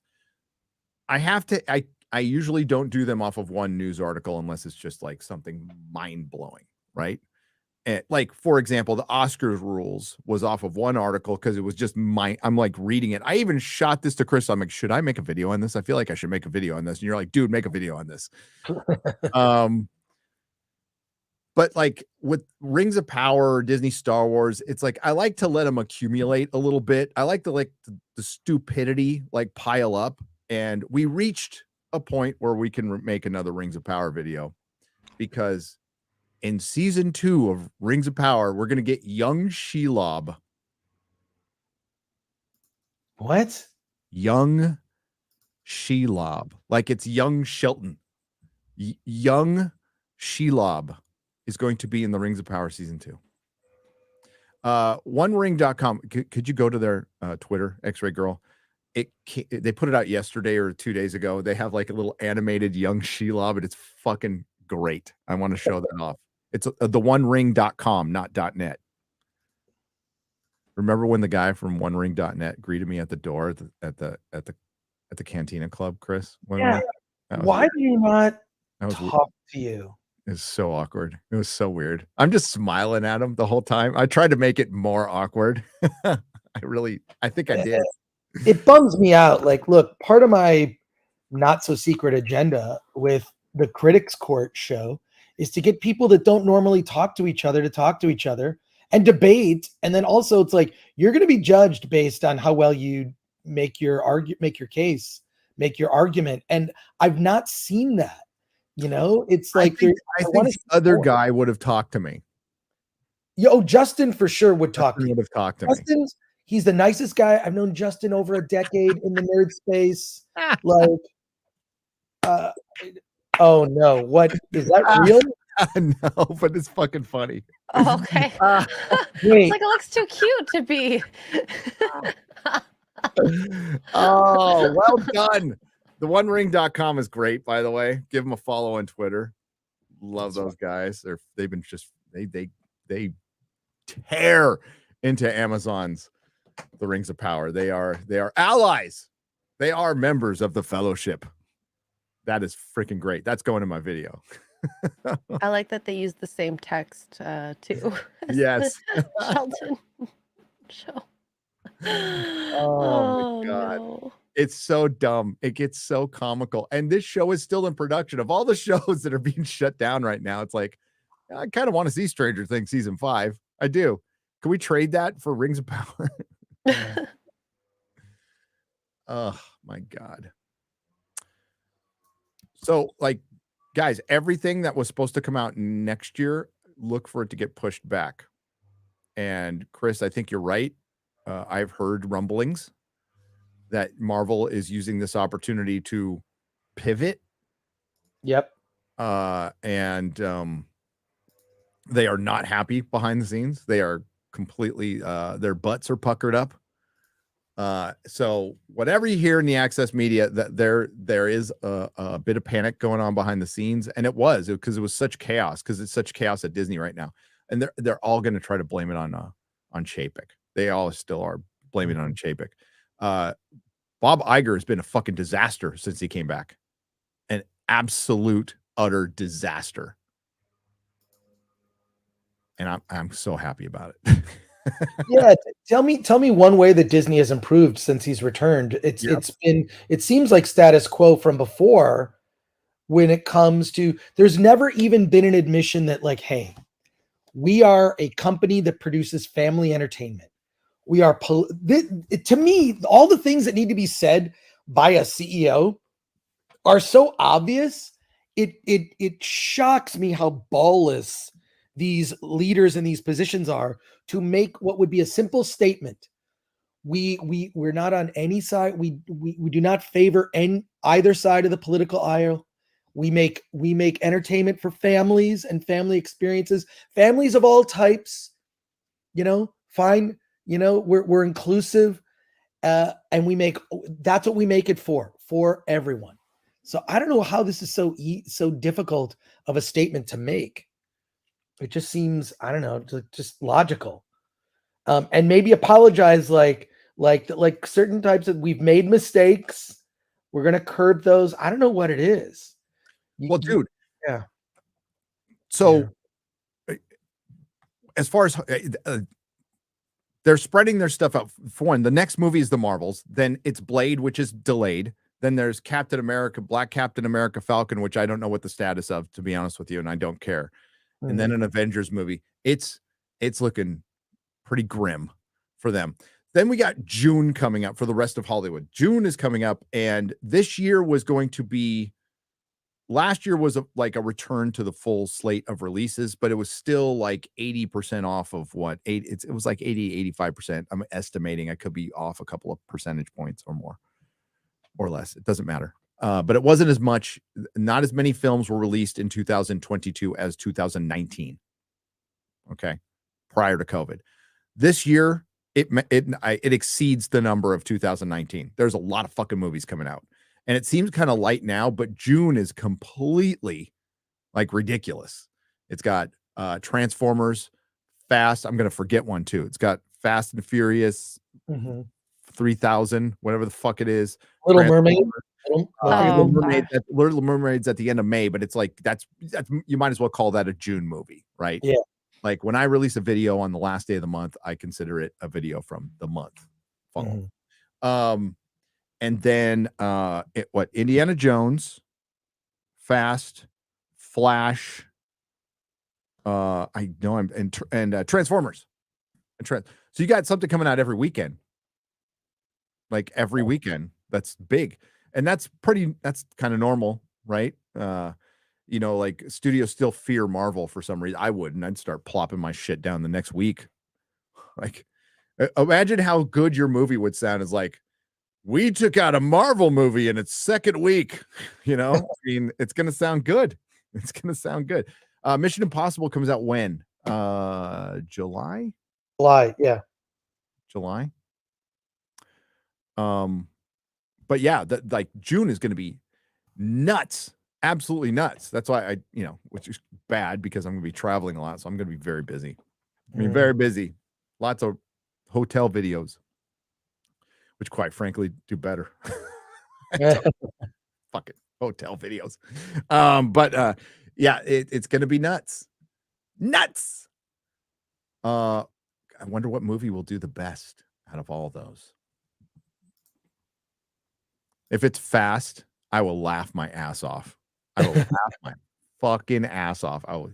Dune 2 comes out in November. That's the one movie I'm looking forward to. I think it comes out the week after the Marvels. The week after the Marvels. Yeah. No, the week before. No, the week before or after. It's right around the same time. Second, I think, yeah, it's like 8 days before the Marvels, I believe. I could be wrong. Okay. When's Mission Impossible coming out, guys? July 12th for Mission Impossible. Thank you, chat. So yeah, Flash, Indiana Jones, Fast and Furious, and Transformers. And I know there's another one. I feel like there's another one. I can even check. Then we're going to get back to Soups. I can even check. Oh, Into the Spider-Verse. How can I forget that? So wouldn't they be, wouldn't they be smart to delay a couple of these movies? Maybe push them out? They're going to destroy each other. It's a mistake. Yeah. And I hear a weird rumor about Spider-Verse too. Oh, let's hear it. That it's going to be the way they bring Miles Morales into the Tom Holland Spider-Man movies. Yeah, I wouldn't be surprised. This is okay. Take this with a grain or a pound of salt. You've seen the trailer, animated Miles Morales movie with all sorts of different Spider-Man. It looks very entertaining for what it is. My expectations are very low, frankly. But it looks fine. I'm sure I'll have fun while I'm watching it and then forget it 15 minutes after. But what someone told me is that there's a shot at the end, post credits, where you see the back of Miles Morales' head, and it's a real head. It's like it's like live action. And he's walking from something, a darkness, into New York Street where you see Tom Holland. And Tom Holland kind of turns and looks at him. I have cut to black. I have a comic. I don't have it near me. Comic that does that? Yeah, it's Spider-Man. Spider-Man number one. Yeah, there's a Comic Outpost exclusive variant that we were, pushing at the meetup. I'll probably bring some. I don't have many left, but it's out there. It's got a very young Nerdrotic Jr. in front of my life-size Spider-Mans and stuff. But with the cover. But I think I see it. 1 second. I found it on the internet. Yeah. But yeah, they can definitely do that. There it is. That's it. Yeah. That's it. I've got some CG Seed ones. Oh, you bought one? Thank you. I see that. Evil Dead, and it's spelled EVLDED. Cheers for being a member too.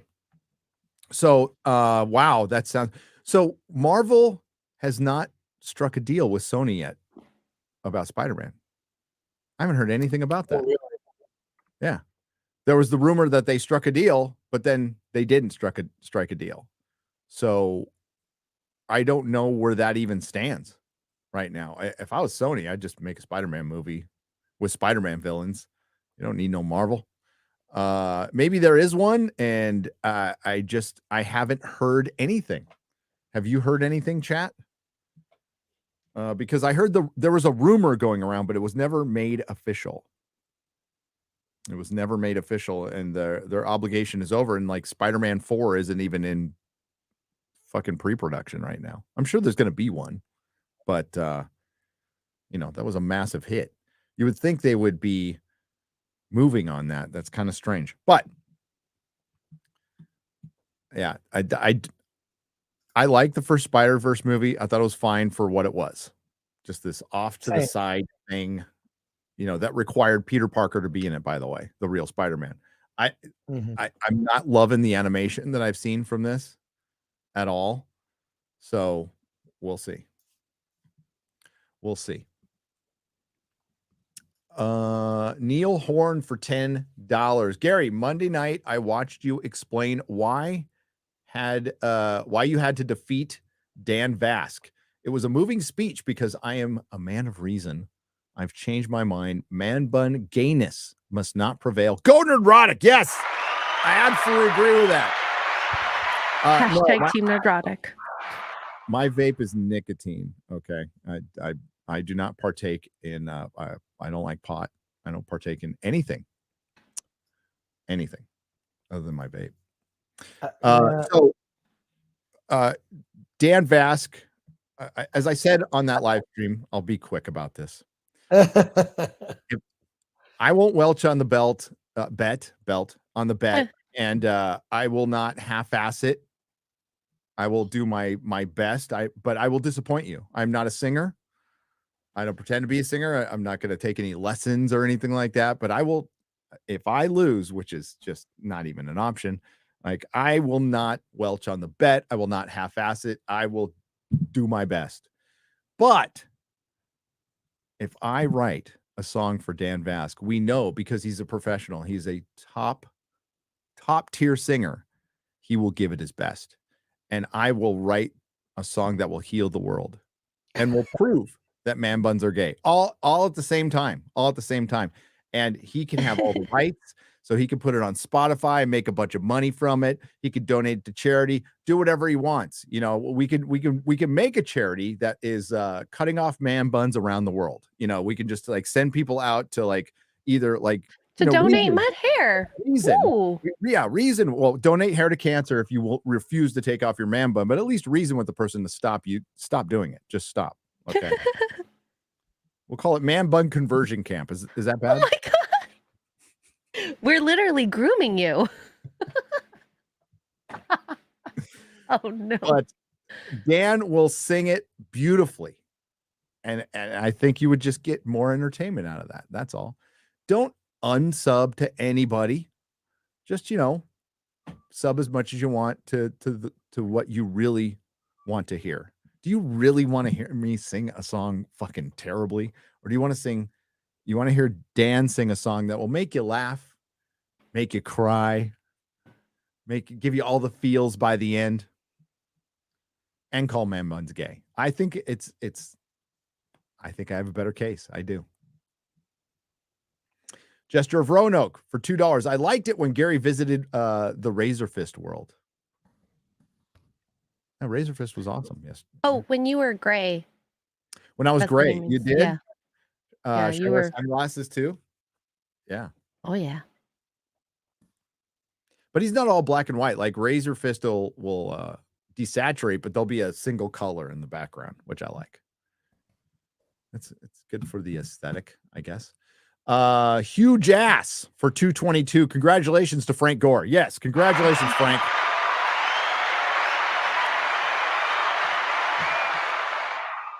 You're gonna have to go after this one. Locks of Love. There you go. Locks of Love. We could do that. Surly SOB on the Streamlabs side for $10. I'm in the first third of a 36-hour shift. Oh my goodness. Sitting in a truck designed to be hit by an 18-wheeler at top speed. Also, I'm falling asleep.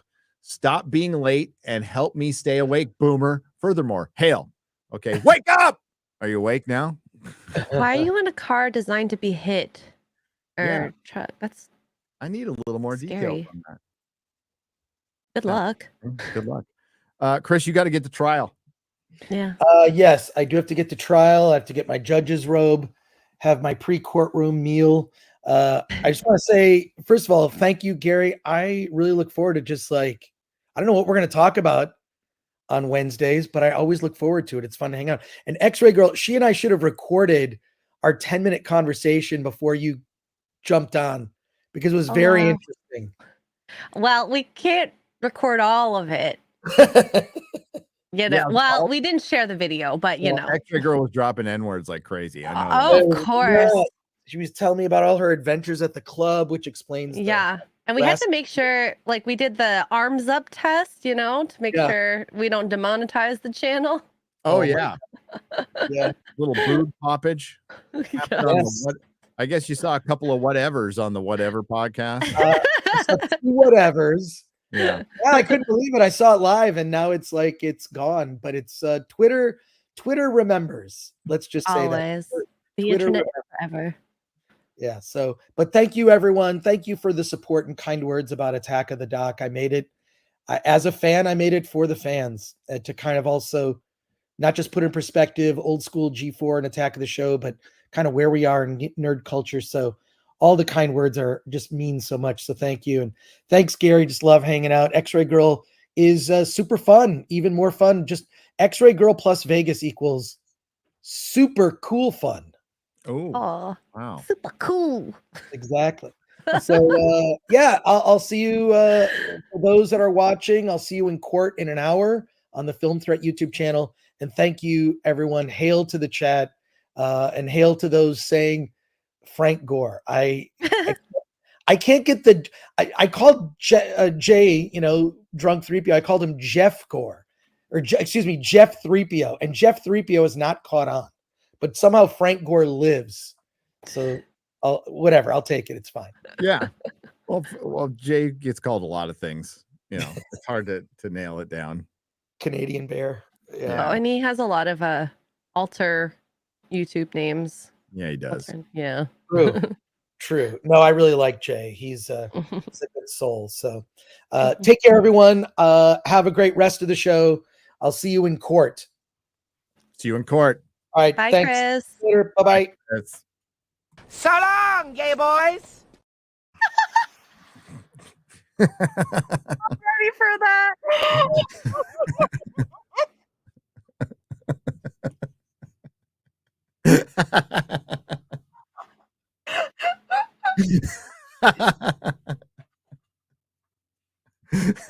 Gotcha.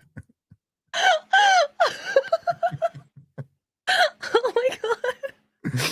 Oh, I'll be okay. Oh. Okay. I can be composed. Sure you can. That was awesome. Thanks. No problem. As in the regular rotation. Chris Gore, ladies and gentlemen. Chris Gore, my bro. Travis World for $5. Stuck in the office today, so I will have to watch later. Hail to the fellowship. Fuck your office. Watch now. Yeah. But if you can't watch now, that's a great opportunity to let you know that this will be re-uploaded on Nerdrotic Live. But I do keep the link active as unlisted. So if you're watching, you will be able to watch to its completion.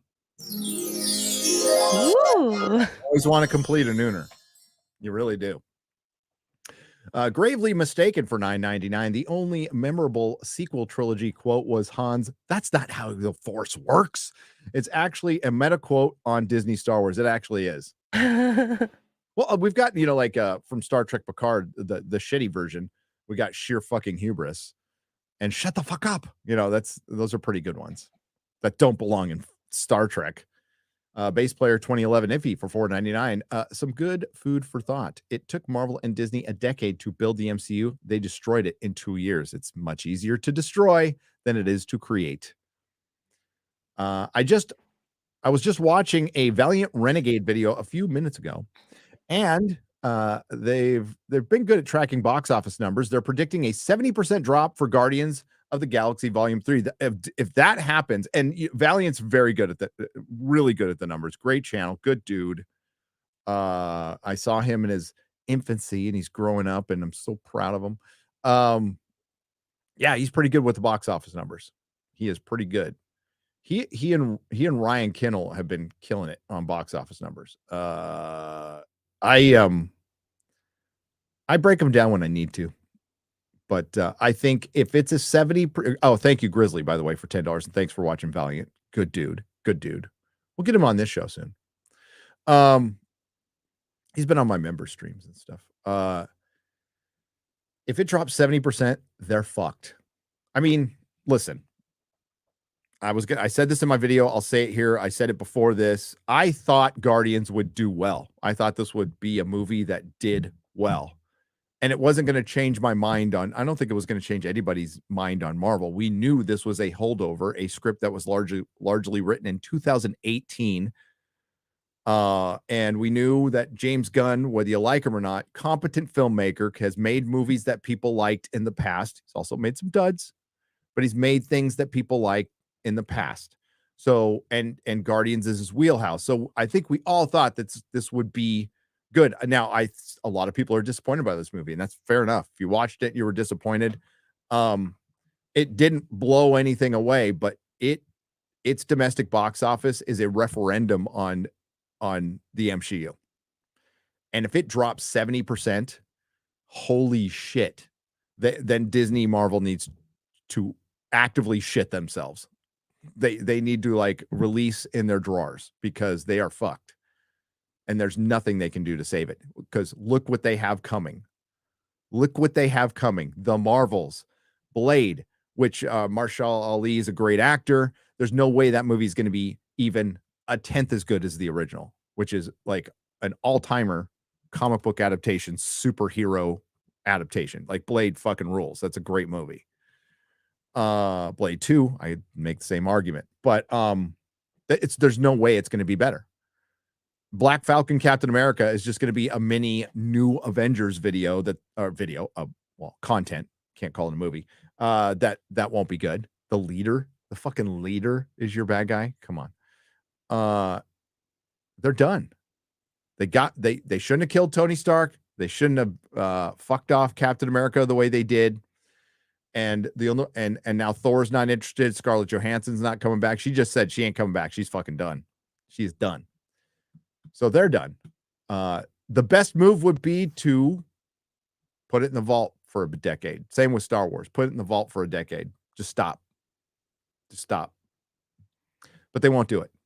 So they're going to do more damage to their brand. This is irreparable damage to the thing you paid billions of dollars for. And believe me, Disney paid billions of dollars for it to own it forever. But what they did was they put an expiration date on the Marvel Universe, comics and film, and Star Wars, comics, books, and film. Well done, Bob Iger. Well done. Somehow Palpatine returned, says Andrew Matthews for 2 British pounds. Yes, somehow he returned. Matt McClure. And there's 2 super chats for $20. How much for an epic John Campea rant from Gore? Well, the last one, he got his money because Campea didn't pay him. But he got his money. So fair enough. Apparently it was just a simple clerical error. But Campea did pay it was I almost said what it was, but it wasn't a large sum of money, but it was, an appearance fee that, if you agree on something and you make a verbal agreement, it is on you to be a man of your fucking word. Mm-hmm. But mistakes happen. I get it. Toby and the light source. Ah, shit. I hit the wrong clip. God damn it. I hunted, Rob. I hunted for Tobey Maguire's dick. If he wasn't spending so much time hunting for Tobey Maguire's dick, he might have been able to find the paperwork that he had to pay Chris Gore. That's just me. Matt McClure for $10. That is part of the $20. Wish the MCU would turn it around. I am super over the agenda pushing. Unfortunately, I don't see the DCU being much better. Sucks to be a nerd that can think for themselves right now. It really does. The best thing to do is the future is the past. Go back, go read some comics that you didn't read before. You'll find a lot of good stuff. You'll discuss, if you can find it, it's a little expensive. Get Blueberry. Find some like this. The last time this was in print was 1991. It's a French comic. It's a French Western. It's good shit. We were talking about it with Razor Fist. There's so much I haven't read that I'm reading now, and it's great. It's great. So fuck them, basically. Ilja or get your fault, get Isom, Ghost of the Badlands, get a Will Jordan book, get a Shad book. Long-time listener, first-time super chat. All right. Have you seen the trailer for the new Conan comic? Would love to hear your opinion on it. Can send it to you. I'll take a look at it. Hang on. I'll find it. Is it on the YouTubes? Who is publishing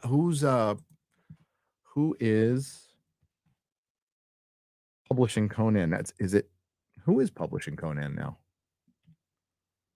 I'm trying to find something for 2023.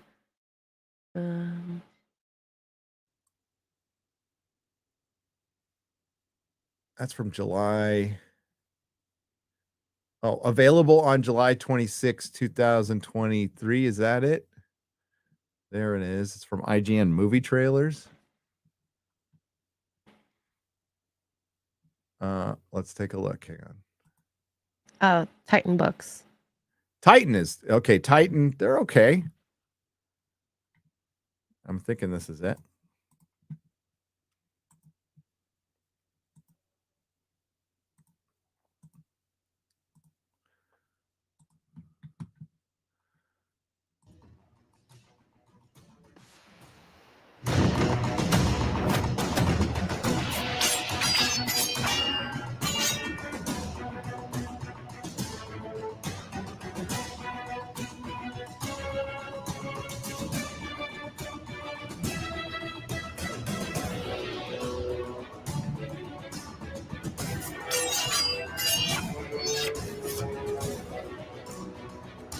Is this reprints or that looks like Crucino?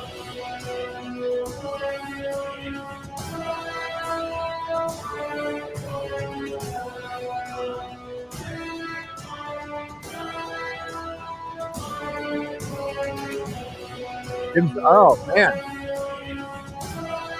that looks pretty good.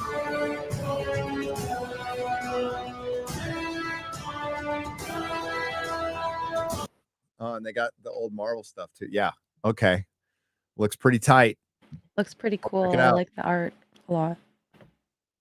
Got manly men in there. That art looked like Buscema. It really did, but it wasn't. So like that I like. That I liked. Looks pretty cool.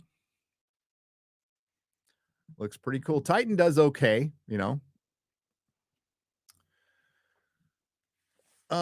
They published the Elric books. Well, they published them for English for us English speakers. Fidor thinks Theodore. Fedor. It's just easier to have a name that you can pronounce. Fedor Dostoevsky. Fedor Dostoevsky. Thank you for $10. Hey, Chris. Oh, he's gone. Are the horse carriage markers union in Hollywood also striking with the makers? Seems like makers. Oh, are the horse and carriage makers on strike in Hollywood? Okay. Also striking with WGA seems like both have equal levels of utility in the modern world. Oh, I didn't know they were on strike. There's another. Well, SAG is in negotiations. The Directors Guild, I think, is working through negotiations. But as Chris said, they don't have the issues that the writers have. The writers have a lot of issues. I am an IATSE union member. There has not been much work this year at all, but now it's totally dried up. Oh no, Snakes and Funerals for $10. I'm sorry about that. Yeah, it's going to dry up some more because there's no money to make. It's not good right now. I don't think I'm going out on a limb by saying that. Zelache for $5. My wife and I started a channel called The Grab Bag. See, that's a good name for a channel. Game streams, reviews, taste tests, etc. There you go. Nice simple name. Grab Bag. We had comic book grab bags. I think grabbing a bag might be considered, a little Me Too-ish these days, but depends on what bag you grab, Yeah. No, it's a good name. Star Wars has gone from major blockbuster to ABC after school special, says I drink, therefore I am for $4.99. You are correct. That is a great analogy right there. Chris Z for $10. I started watching Star Trek, the original series this week, having never seen it before. It's a breath of fresh air. Old TV is so much better than even the best modern TV. It is. And it looks I agree. they had it on film. Mhm. Kokui for $5. I super chatted last week on the Real BBC about Disney forcing theaters to flood the screens with Guardians of the Galaxy 3. That's right. Looks like it was a desperate move after all. Yes, Disney does that. They strong arm theaters.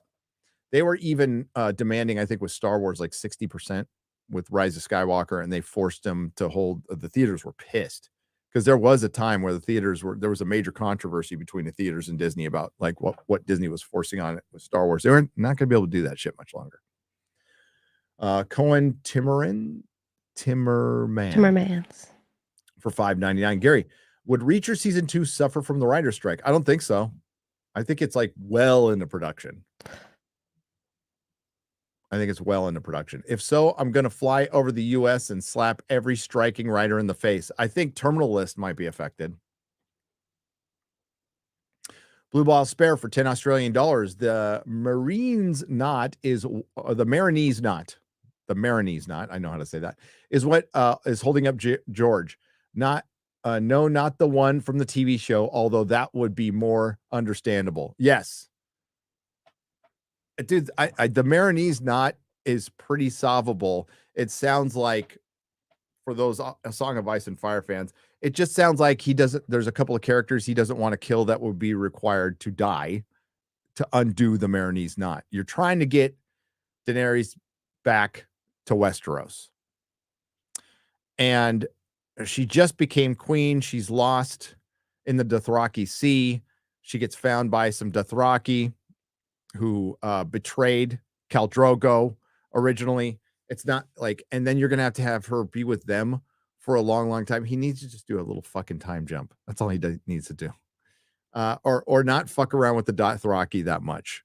Or just have, I don't know, just have him die. I mean, she's with her dragon, so like just have them all die. Because it's going to take half the book for her to get back to Marine, which could be in shambles, or it could be run by Barristan Selmy, who I think is going to die in this battle, or it could be run by Victarion Greyjoy, who's there, or they could be running it together. I mean, the best thing to do would probably be wipe out Marine. Just wipe it out, and there's nothing to go back to. But then that makes her a shitty queen already. So yeah, like it's a bad situation that probably requires a time jump. Matt McClure for $5. Hard to bend to writers that only write activism and lose the studio's money as a result. As they say, go woke, go broke. Mm-hmm. Agree. Go broke. Tim France for $10. Hey, Gary and Chris, Claremont in Los Angeles County is definitely a lot like Pasadena. The closer you get to the mountains, the cleaner and more affluent those it is. Closer you get to Pomona, it gets worse. Gotcha. I've driven through Claremont, LA, but not. Yeah, Claremont, San Diego's really nice. It's nice neighborhood that was built in the 60s, 50s, 60s. So it's got those old 50s, 60s kind of houses. They look good. Darius White for $10. Hail to you, Gary, Chris, and X-Ray Girl. How do you create a multi-million-dollar franchise? Well, you don't watch Star Wars, according to Andrew Tate. Take a multi-billion-dollar franchise and sell it to Disney. Oh, how to take a billion and turn it into a million. By the way, we'll pay real money for Chris to wear a powdered wig. Yeah, dude, how is he? It's part of his transition. Yeah, I think he should wear a powder. I agree with that. The Ram for 100 Norwegian krona. Thank you for the donation. That's generous. Thank you. Rick O'Neill for $10. Chris Gore, Attack of the Dock was awesome. It really took me back. I miss those days, not just in pop culture, but in life in general. It was a great time to be alive, almost as good as the 80s. Yeah, the early 2000s and the mid 2000s were pretty fun. Pretty fun time. I agree. The Grizzly for $10. You're going to love this. In the Lord of the Rings game, they made Shelob a cursed elf who was turned into a spider but could turn back into a hot elf because boobs. How much do you bet they're going to do that in Rings of Power? Oh.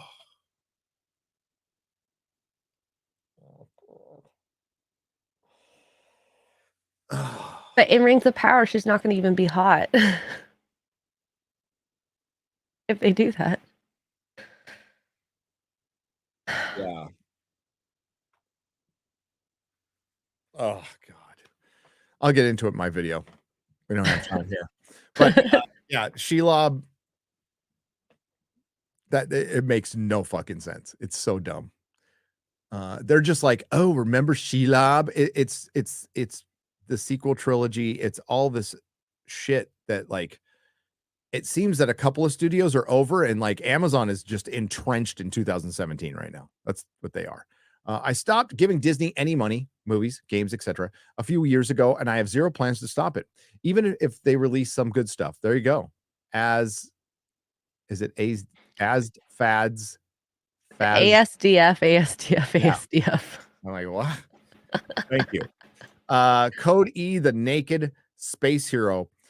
Speaking to Marvel, appealing to normies, my 75-year-old mother, who never knew who Iron Man was, let alone Hawkeye, and she has every DVD in her collection. Yeah, they pulled it off, and then they completely destroyed it. Like right after that, it's pretty astounding. Chuck, for $5, average WGA writer makes about $250,000 a year. What? That's a lot of money. A year. I understand they don't work every year, but hardly justifies entitled to residuals. Yeah. I mean, I think that's a lot of that averages from the top 2% that are making millions. But if you're making $150,000 a year, you should be able to make it in California. Even in California, you should be able to make it. Because I made it for a lot less than that.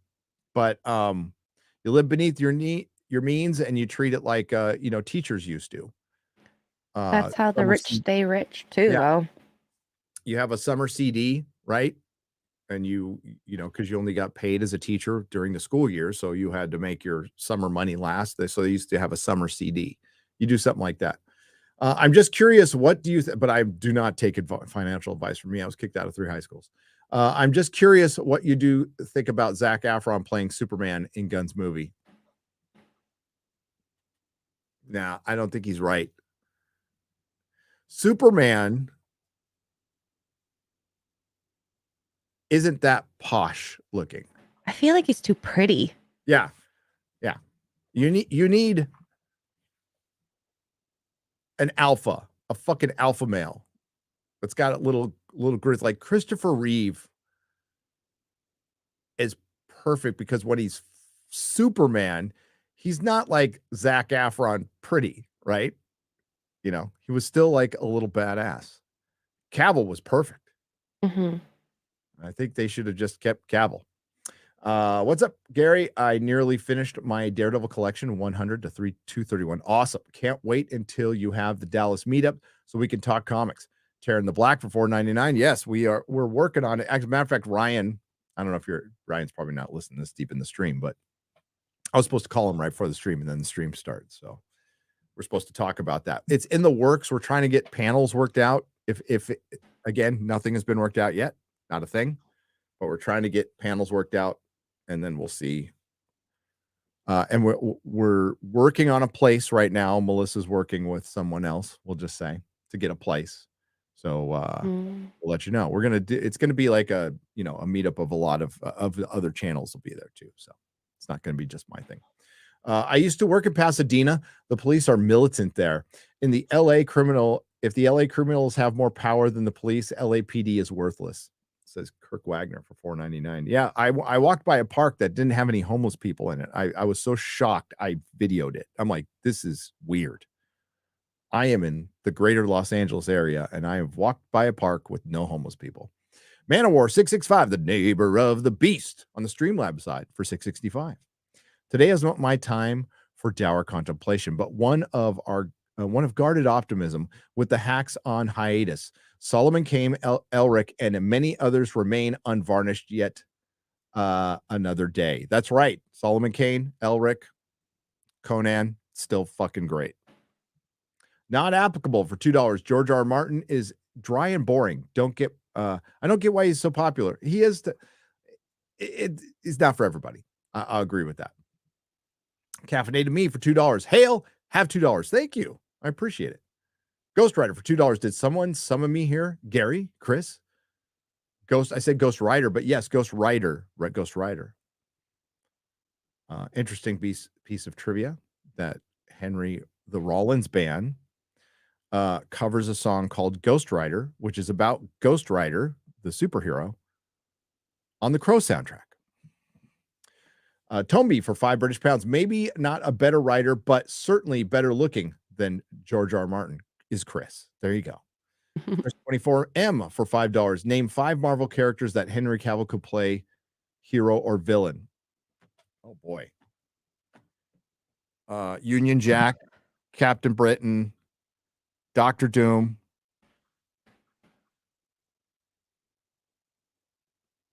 Give me a minute. Give me a second.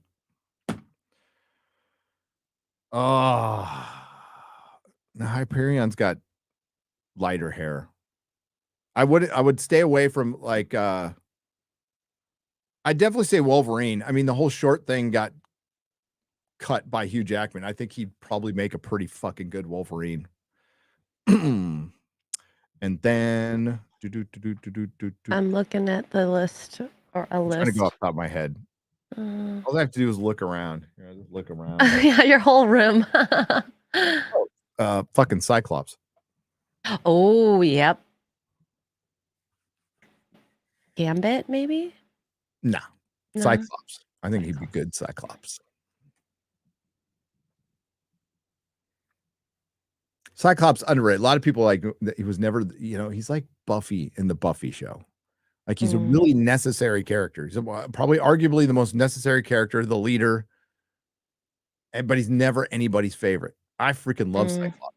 Ooh, Smooth said Juggernaut. Juggernaut. He's big and beefy. The Grizzly for $5. How bad do you think video games are going to get butchered now that comic books have run their Hollywood course and everyone's starting to move on? About as bad as the comic books got butchered. I would not get your hopes up, video game fans. Your time will come. I mean, they've been trying to crack that nut for a long time. But it's easy to crack. We have templates with comic book movies and with Super Mario. How many and how many times does Hollywood ignore the good stuff? All the time. All the fucking time. Hey brother, thanks for giving me credit when you mention the Gary Face logo.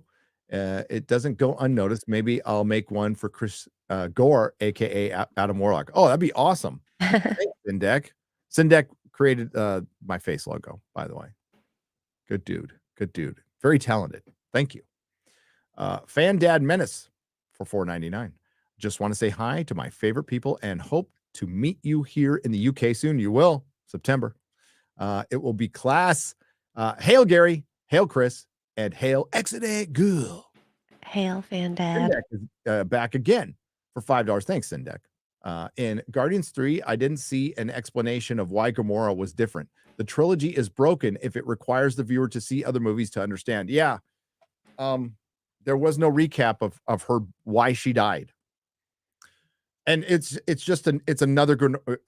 The reason you didn't need to have her in the movie is because you're introducing a new character that didn't necessarily have an arc at all and didn't really serve the story.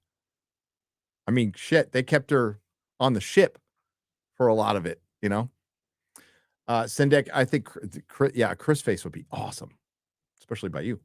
Darius White for $5. The WGA strike reminds me of Canada going on a strike in South Park. We'll probably, yes, it will probably end the same way. I'm not your friend, buddy. I'm not your buddy, guy. I'm not your friend, buddy. Hey, buddy. Not your buddy, guy. Hey, buddy. What was funny was while you were talking about all the stuff with California, I'm like, this sounds like Canada. Yeah. Oh, like it's really sad. Like a lot of Europe too, because California loves to, like, especially in the Bay Area. Bay Area sees themselves as the most European American city. They're fucking way up their ass up there. They're so far up their ass.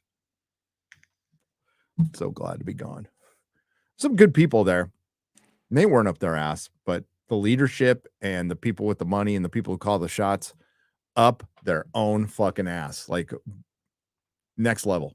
Yeah, I hate when they spend your money in a way like you're just seething hearing about it. So Young and the Spiderless, says Andrew Matthews for $2.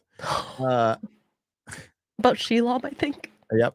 Snake Cooking for $1.99 for super chat. Enjoy watching your channel, Gary. Why, thank you. I appreciate it. I'll be gentle. Demi Moore's Tapeworm for $4.99. Gary, were you just toking on a joint or a vape? A vape.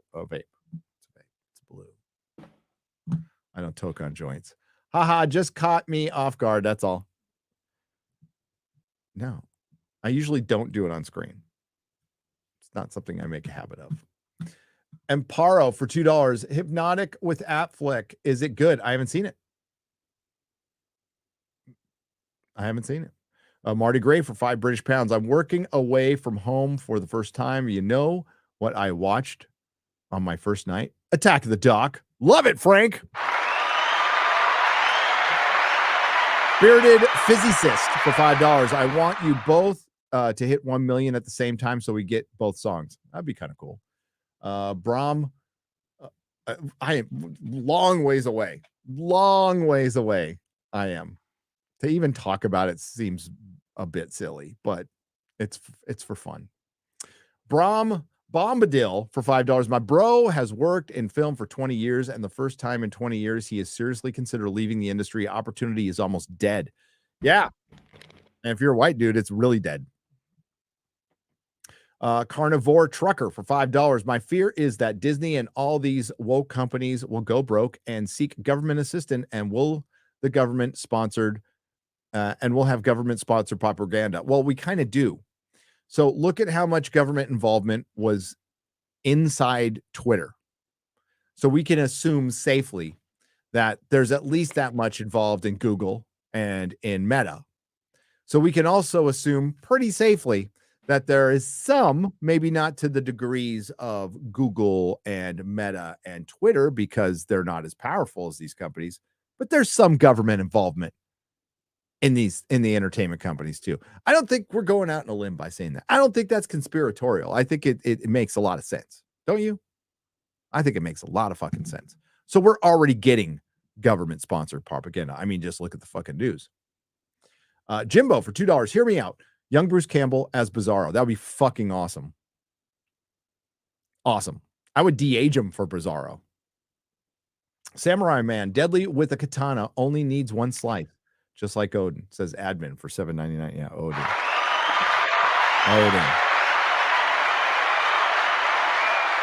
Fucking Odin. Screaming Beagle for $4.99. What a hero or villain. What hero or villain would Gary play? In the Marvel universe? Or any universe. I don't know. What hero would you want to play? I guess. Oh. Maybe.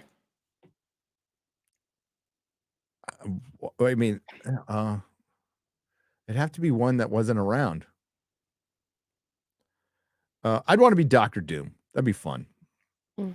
But if I had to play it, I'd have to learn, like, we'd have to make up a Latvian accent, which we could. Gandalf. I mean, that's the easy one. That's the easy. That's on the nose. I'll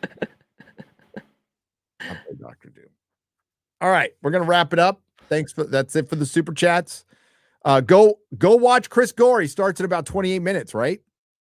28 minutes, I believe. Yes. The trial of Star Wars. Go check that out. Thanks for tuning in to the Nooner. Another huge crowd. You guys are amazing. We really appreciate you. This will be uploaded on Nerdrotic Live. If you haven't subscribed to Nerdrotic Live, please do.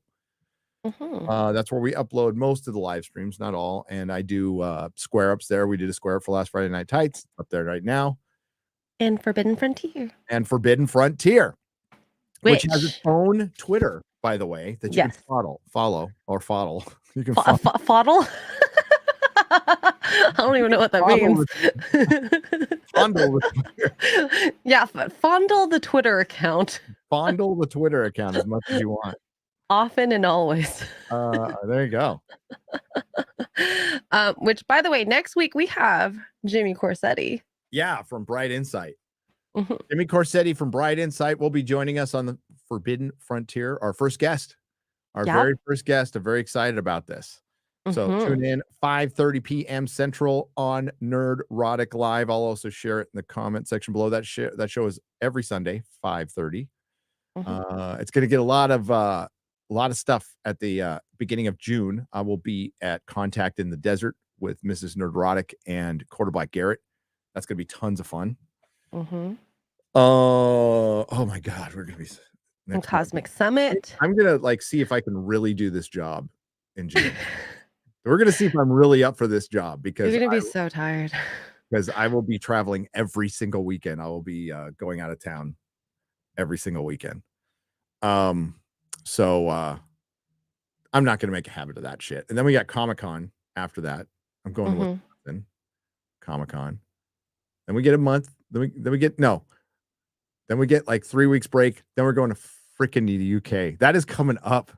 I'm so excited. We need to chat about that. We need to have a serious chat about that.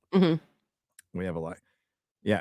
Oh my God, I'd be so screwed with Mrs. Nerdrotic. Do you understand? You have no idea. I totally understand. It's like, you're the like the head and she's the legs that propel you forward.